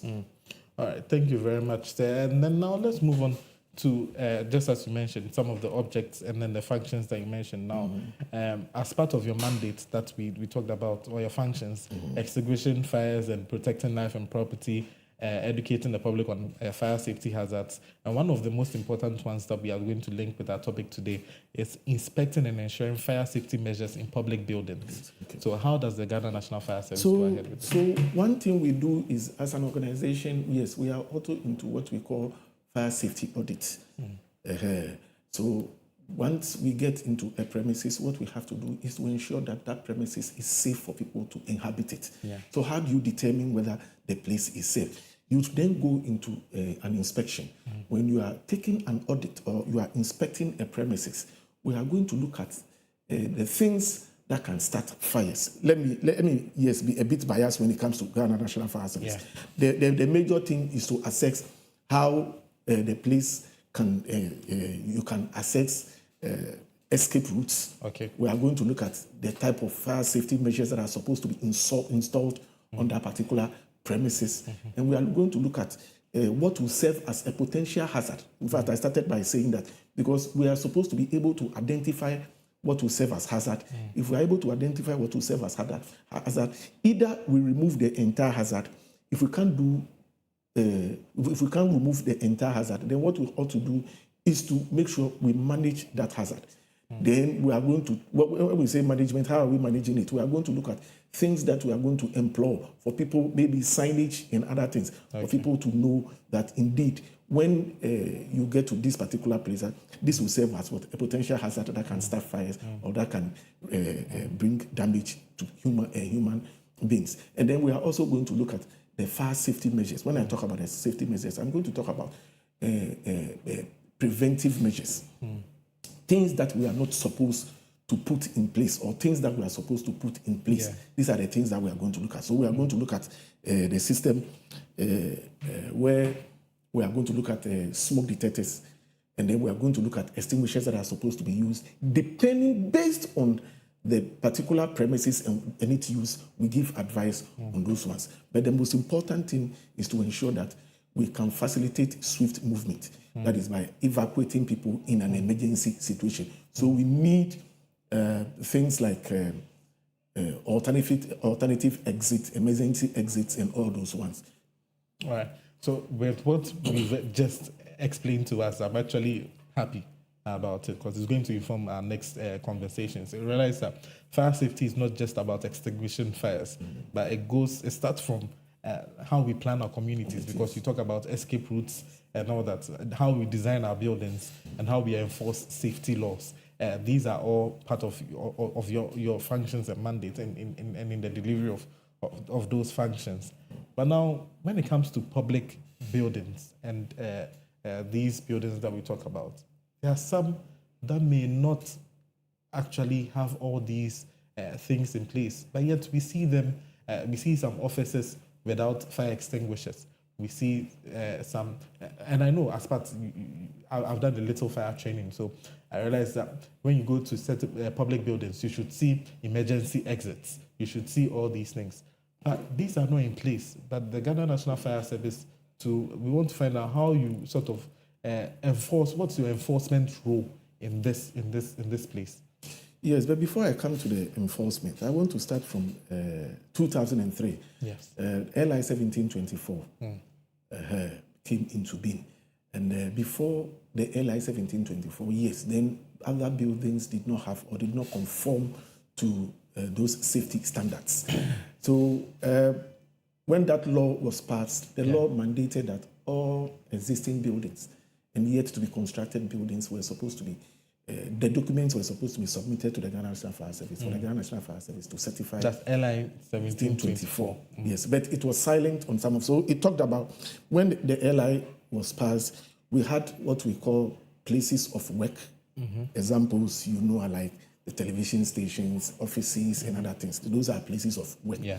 And then we have entertainment and recreational centers where you have restaurants and other things. Yeah. And then we have teacher training and research institutes. So like schools and like, other things. Let's say the Noguchi and Yes, all that. all Research these ones, institutes, research yes. institutes, another one.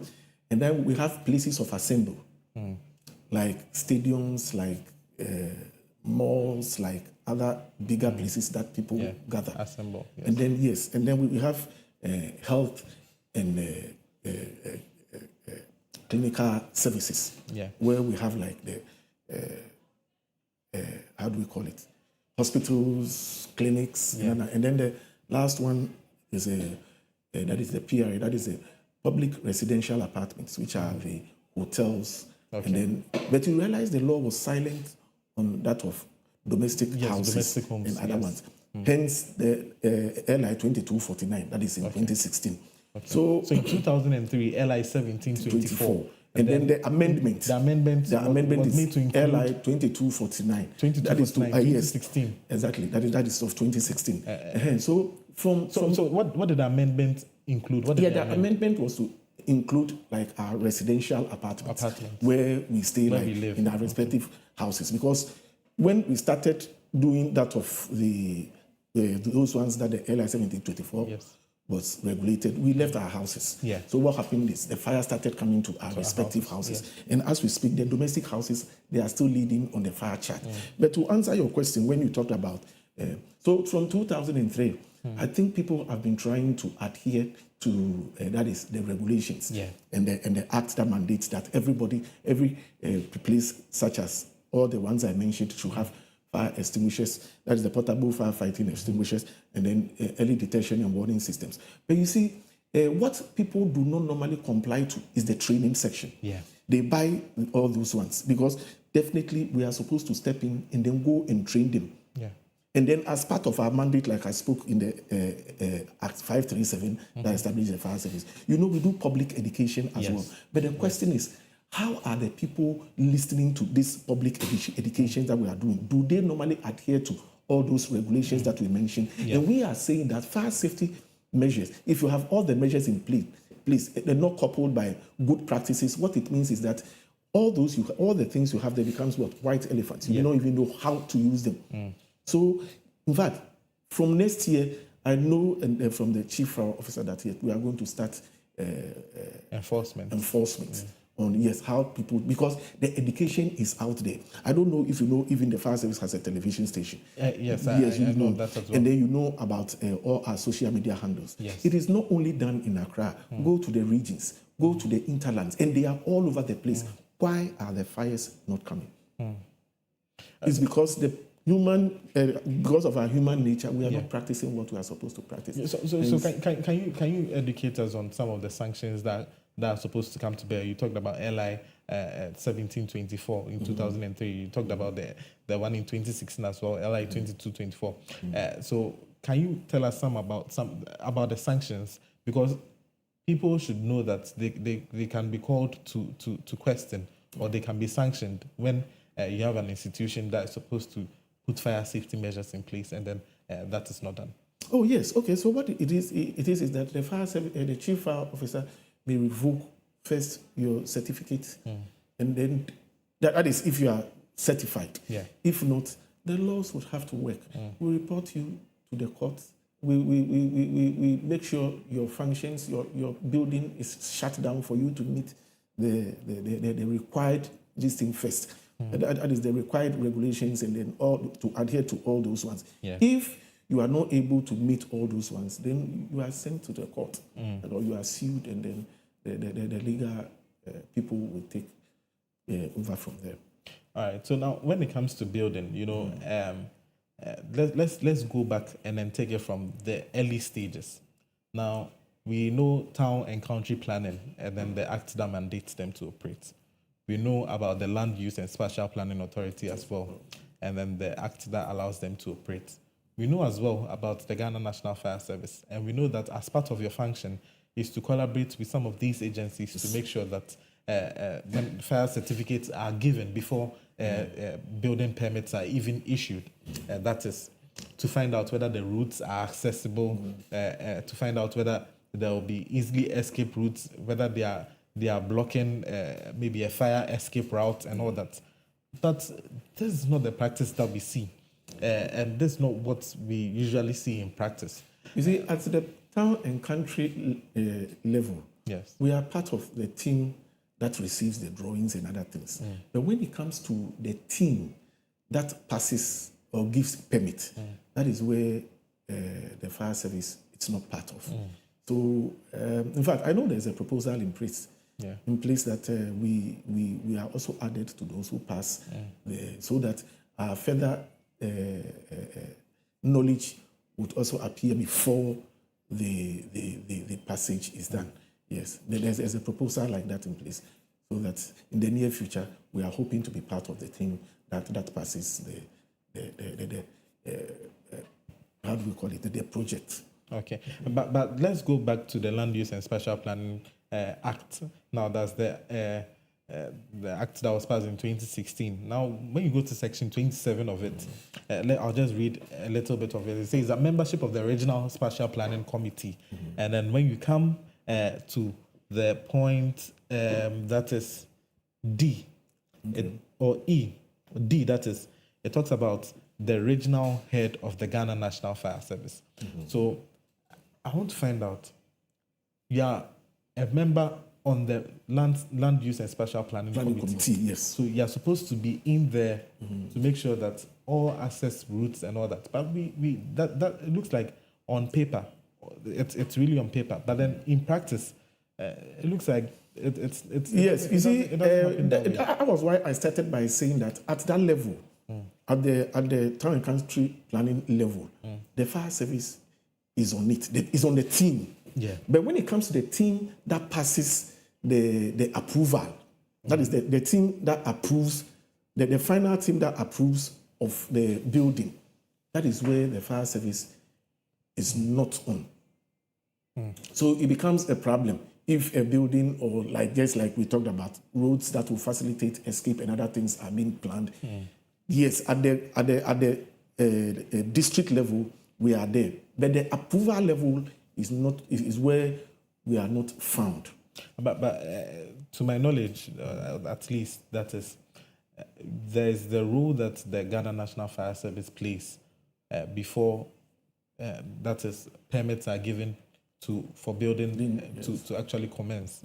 And then there's that monitoring or there's that evaluation oversight that you also have to ensure that this permit that has been given for you to continue, maybe doing it. But that is what I want you to you see, my brother, it is very well. So at the level where we are part, we do all our inputs and we give all our whatever we are supposed to say. If we think there is a problem with it, we raise it and all that. But at the level where they pass, it is where it becomes a problem.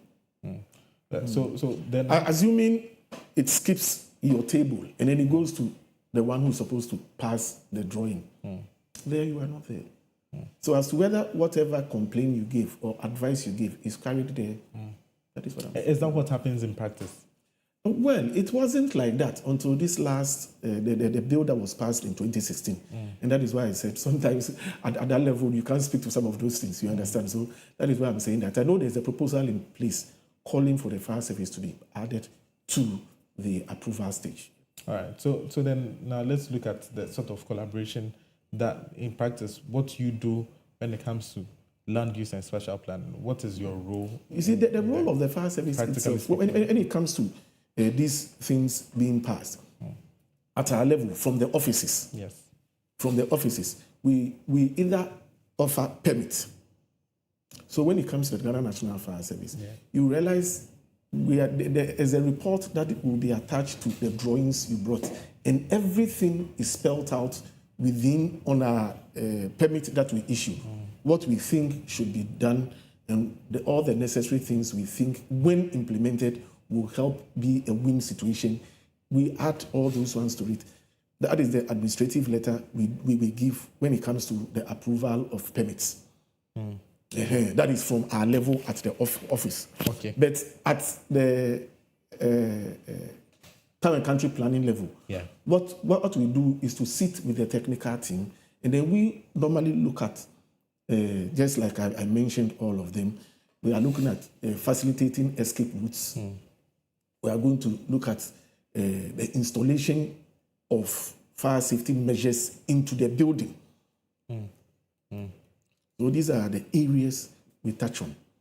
But then let's also get into, so we've seen your rules. So I just want to understand that at the permit issuing level, you have no role to play over there, or your role is all before. We have our safety department. We normally issue permits for every construction of building. You have to submit your drawings to the Ghana National Fire Service in order to obtain what is called permit.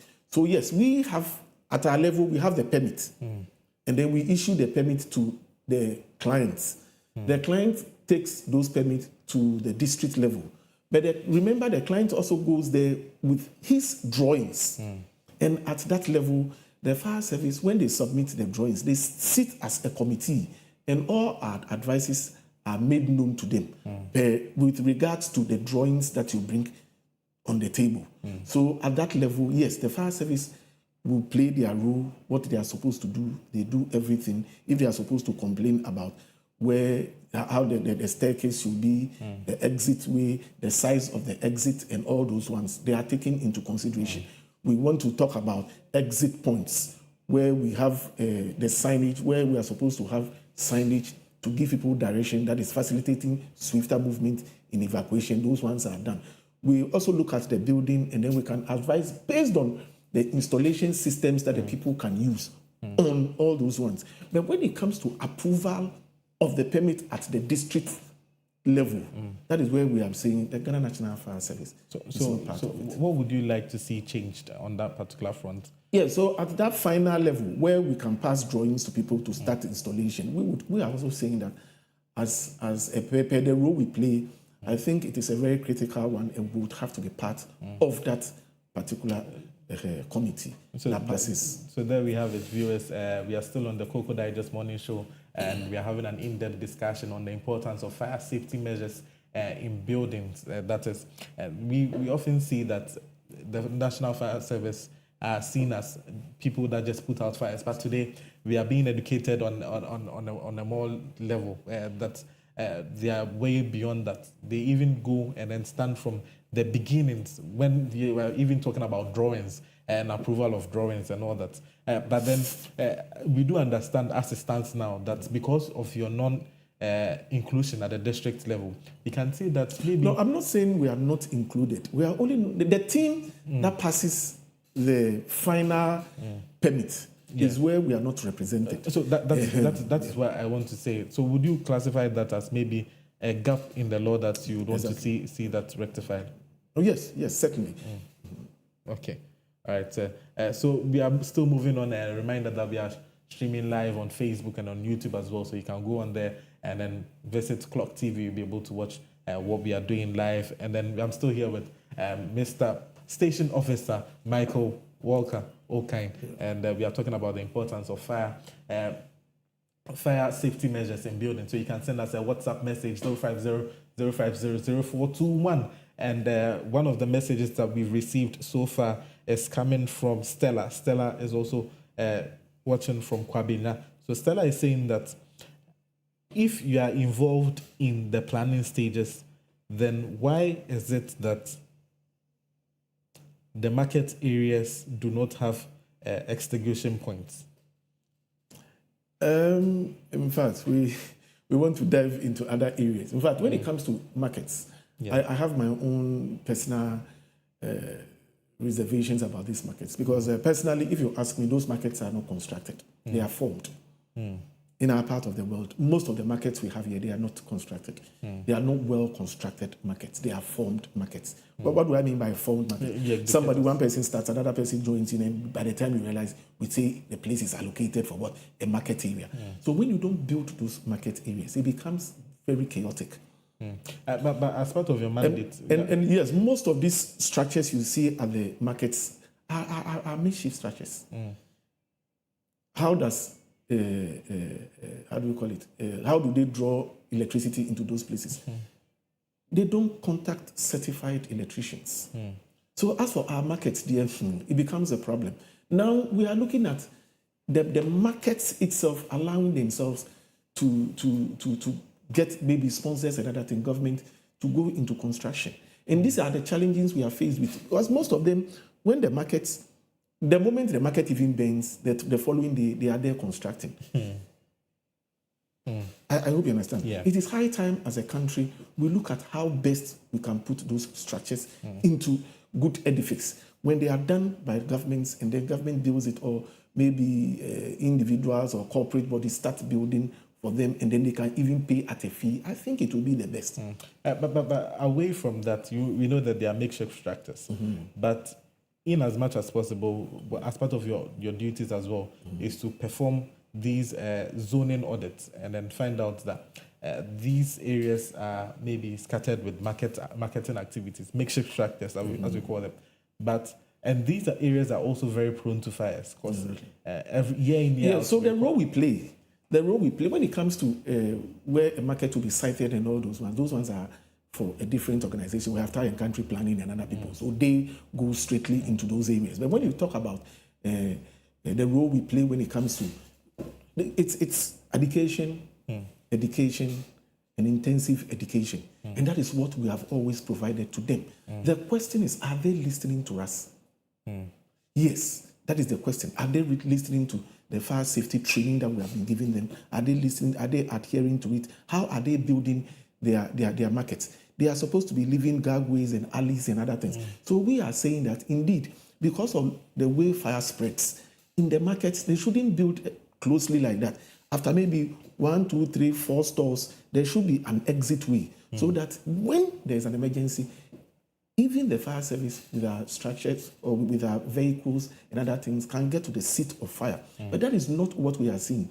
So, and at the moment, the question is, who are you going to say, okay, let's remove yours and then we pave way. Let's remove yours and then we pave way. So these ones are being done by the district assemblies. That is why we are also there as the fire service to tell them on how to install some of these things. But the question is, you and I know as it is at those markets. And we've always been going there. Yes. I go to the Cantamanto fire markets. You go to all those places. Yeah. And in fact, the other day I entered the then, I think it was then International Commercial Bank. I don't know if it's the same thing. I think the name has even been changed. I'm not too sure. I entered around Orleans Park area, on the right side. Okay, so that's Orleans the Park. GCB Bank. Yeah, the GCB Bank. But then it was International Commercial Bank. Okay, that's behind the Bank of Ghana, the old Bank of Ghana. No. In between Orleans Park. And then I think, yes. I mean, but I think our viewers get the idea of I entered one narrow path, and what I saw there, I was like, wow. If fire should happen around that area during the day, we'll lose a lot of lives. These ones are buildings, but there are people selling within some corners. I have never had I've stayed all my life in Accra, but I've never had the opportunity to go there. Somebody took me there. We passed there. They said we was going to buy some things, and then I said, wow. It is a community on its own. And I looked around and I didn't see one fire extinguisher. Not even in their stores. And these issues keep happening over and over again. So I always say I thank God beyond education, for the fires happened. Beyond the education, can't the Ghana National Fire Service do something? No, what we are doing, what we've done as an organization is to get some of the people within the market to use them as what we say fire wardens. So in a situation where there's nobody around and there is fire, those ones attend to them. And then we've also showed them how to call the Ghana National Fire Service and call us on time. Don't try your hands on it when the situation is out of hand before you call the fire service. So these are the people we are using now. Almost every market, we've identified some people. The market people themselves, they give them to us. We train all of them, but then they are giving further special training on how to evacuate people and other things, and how to call the fire service in an emergency situation. So that should be in line with your community volunteering. Yes, exactly. That is training exactly what we are aspects. doing. Okay, Yes. that's good. But now let's come to the importance of fire safety measures, which is what we've been talking about. So what are some of the most critical fire safety measures every building must incorporate from the design stage? Yes, from the design stage, one thing we'd have to look at first and foremost is we are looking at how to evacuate people, how to rescue people within that particular building. So you must have alternative exits. Every building must have an alternative exit. That's the first thing, because firefighting is the last thing we do. Yeah. When we get there and we look at the situation, we evacuate people. So how then do you evacuate people within these premises? Is by providing alternative exits so that there's no mad rush between a particular direction. I hope you understand. Yes. So people, that's to facilitate swift movement from the building. Then when you are done with that, we come to early detection and warning systems. How do we protect the building? We are coming to early detection and warning systems. Every fire starts very small, and it starts with what? A flicker. Exactly. A spark. Just a spark is enough to send the entire edifice ablaze. So when the fire starts, when the smoke picks it, the smoke detector picks it, what it does is that there is an alarm within that blaze.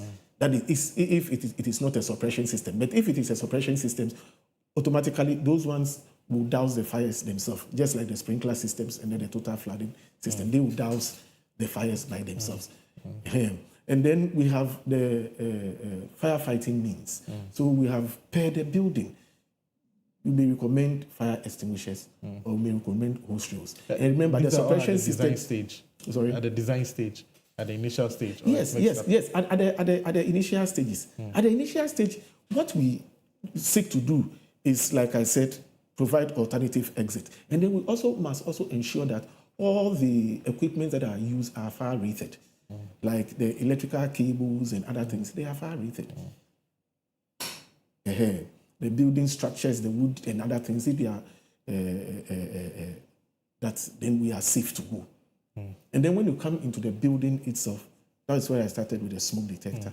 And then, the alarm systems are such that they detect and then douse itself.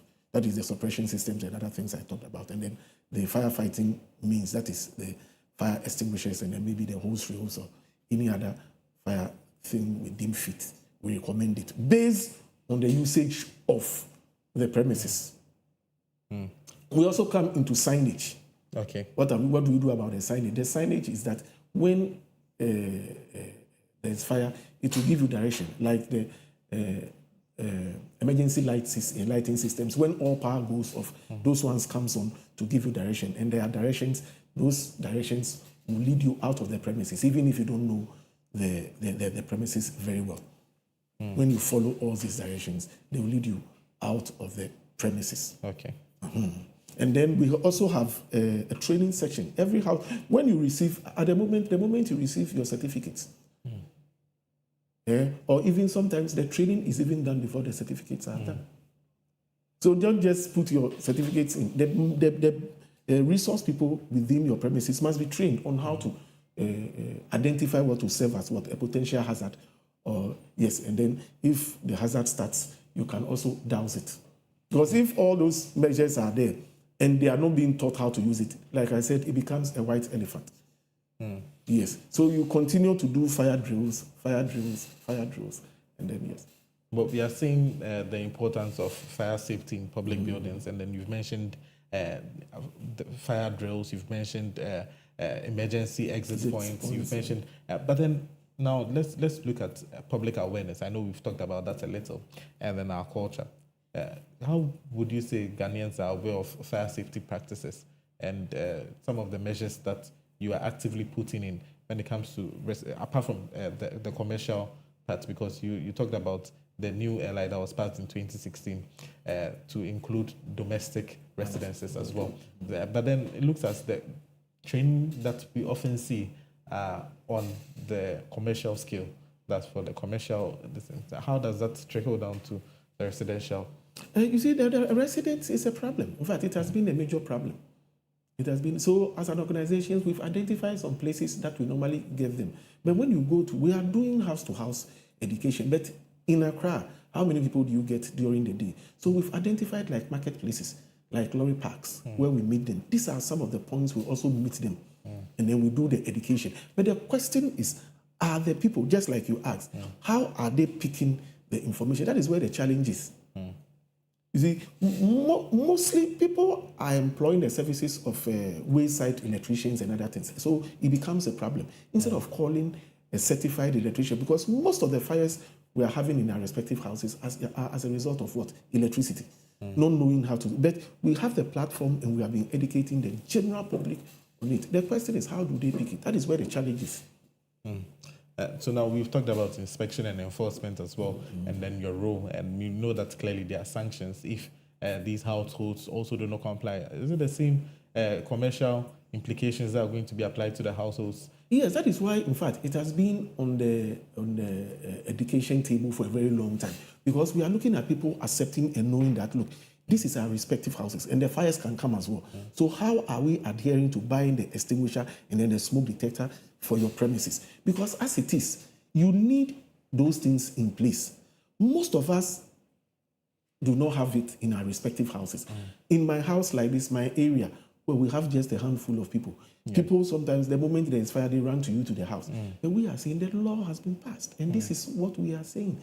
Buy an extinguisher for your house and you are safe. All right, viewers, if you are listening to us, we are here with Station Officer 1 Michael Walker Okain, and we are talking about fire safety, the importance of fire safety measures in buildings.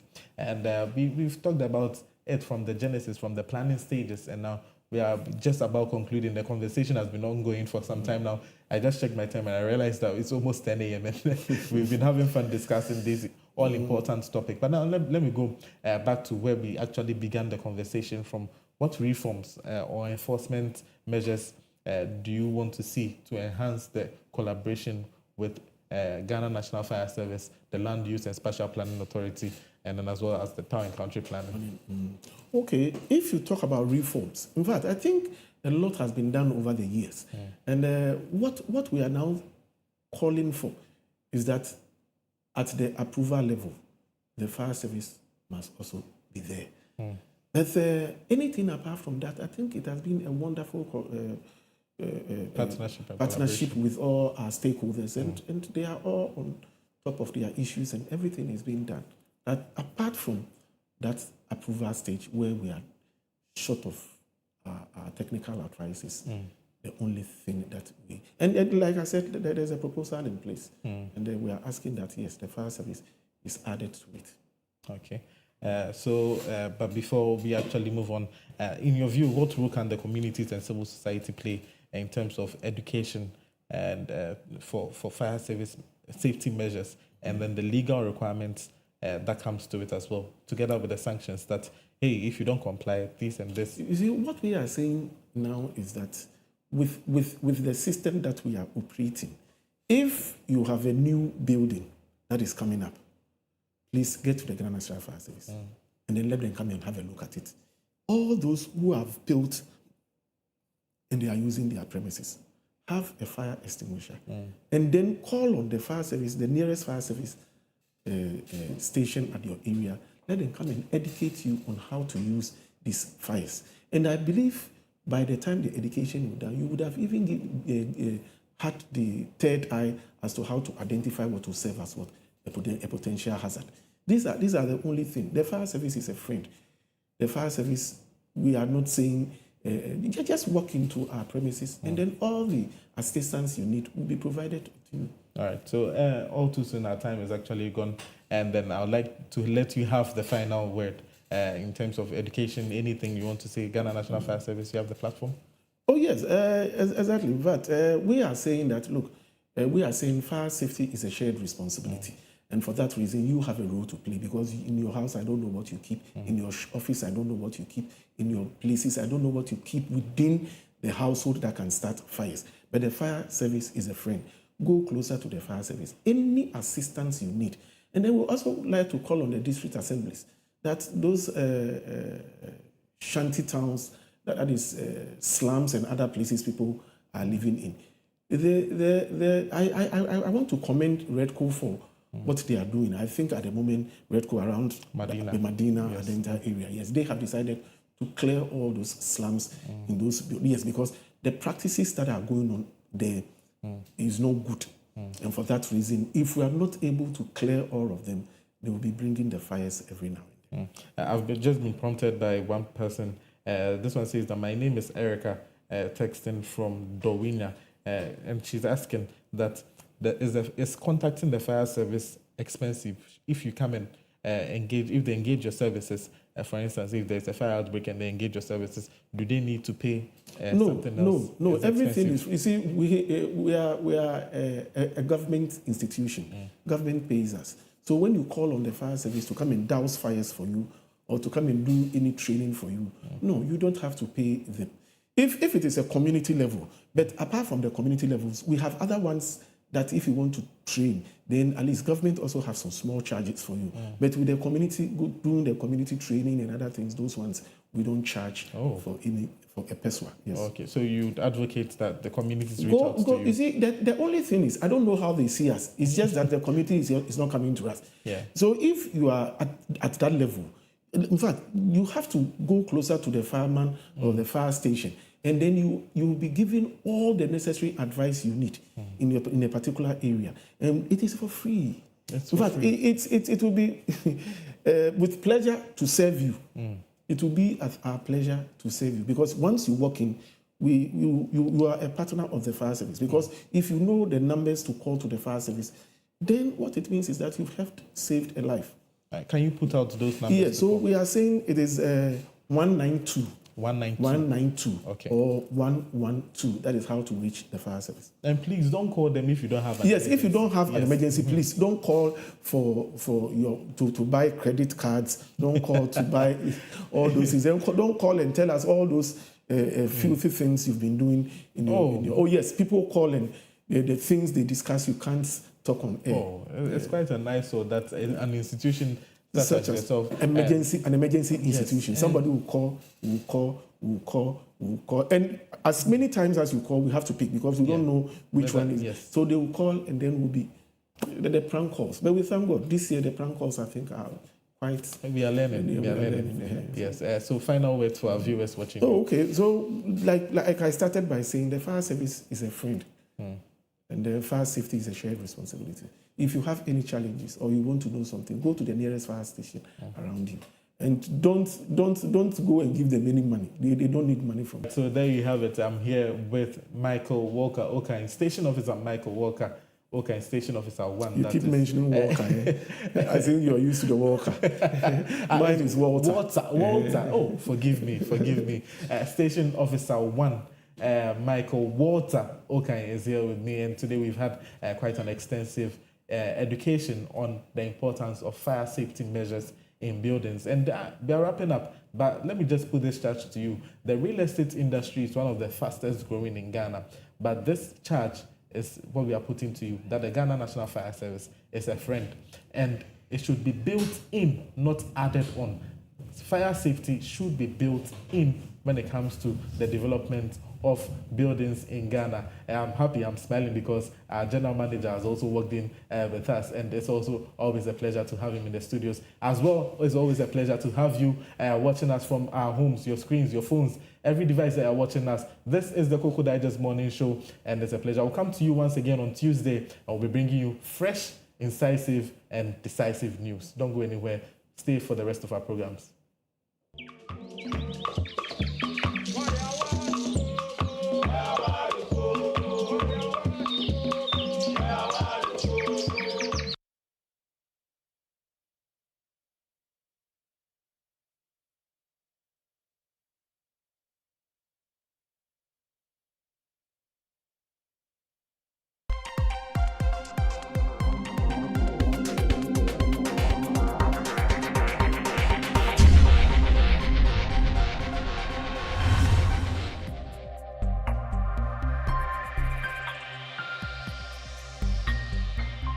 unclogged TV. Beyond the policy.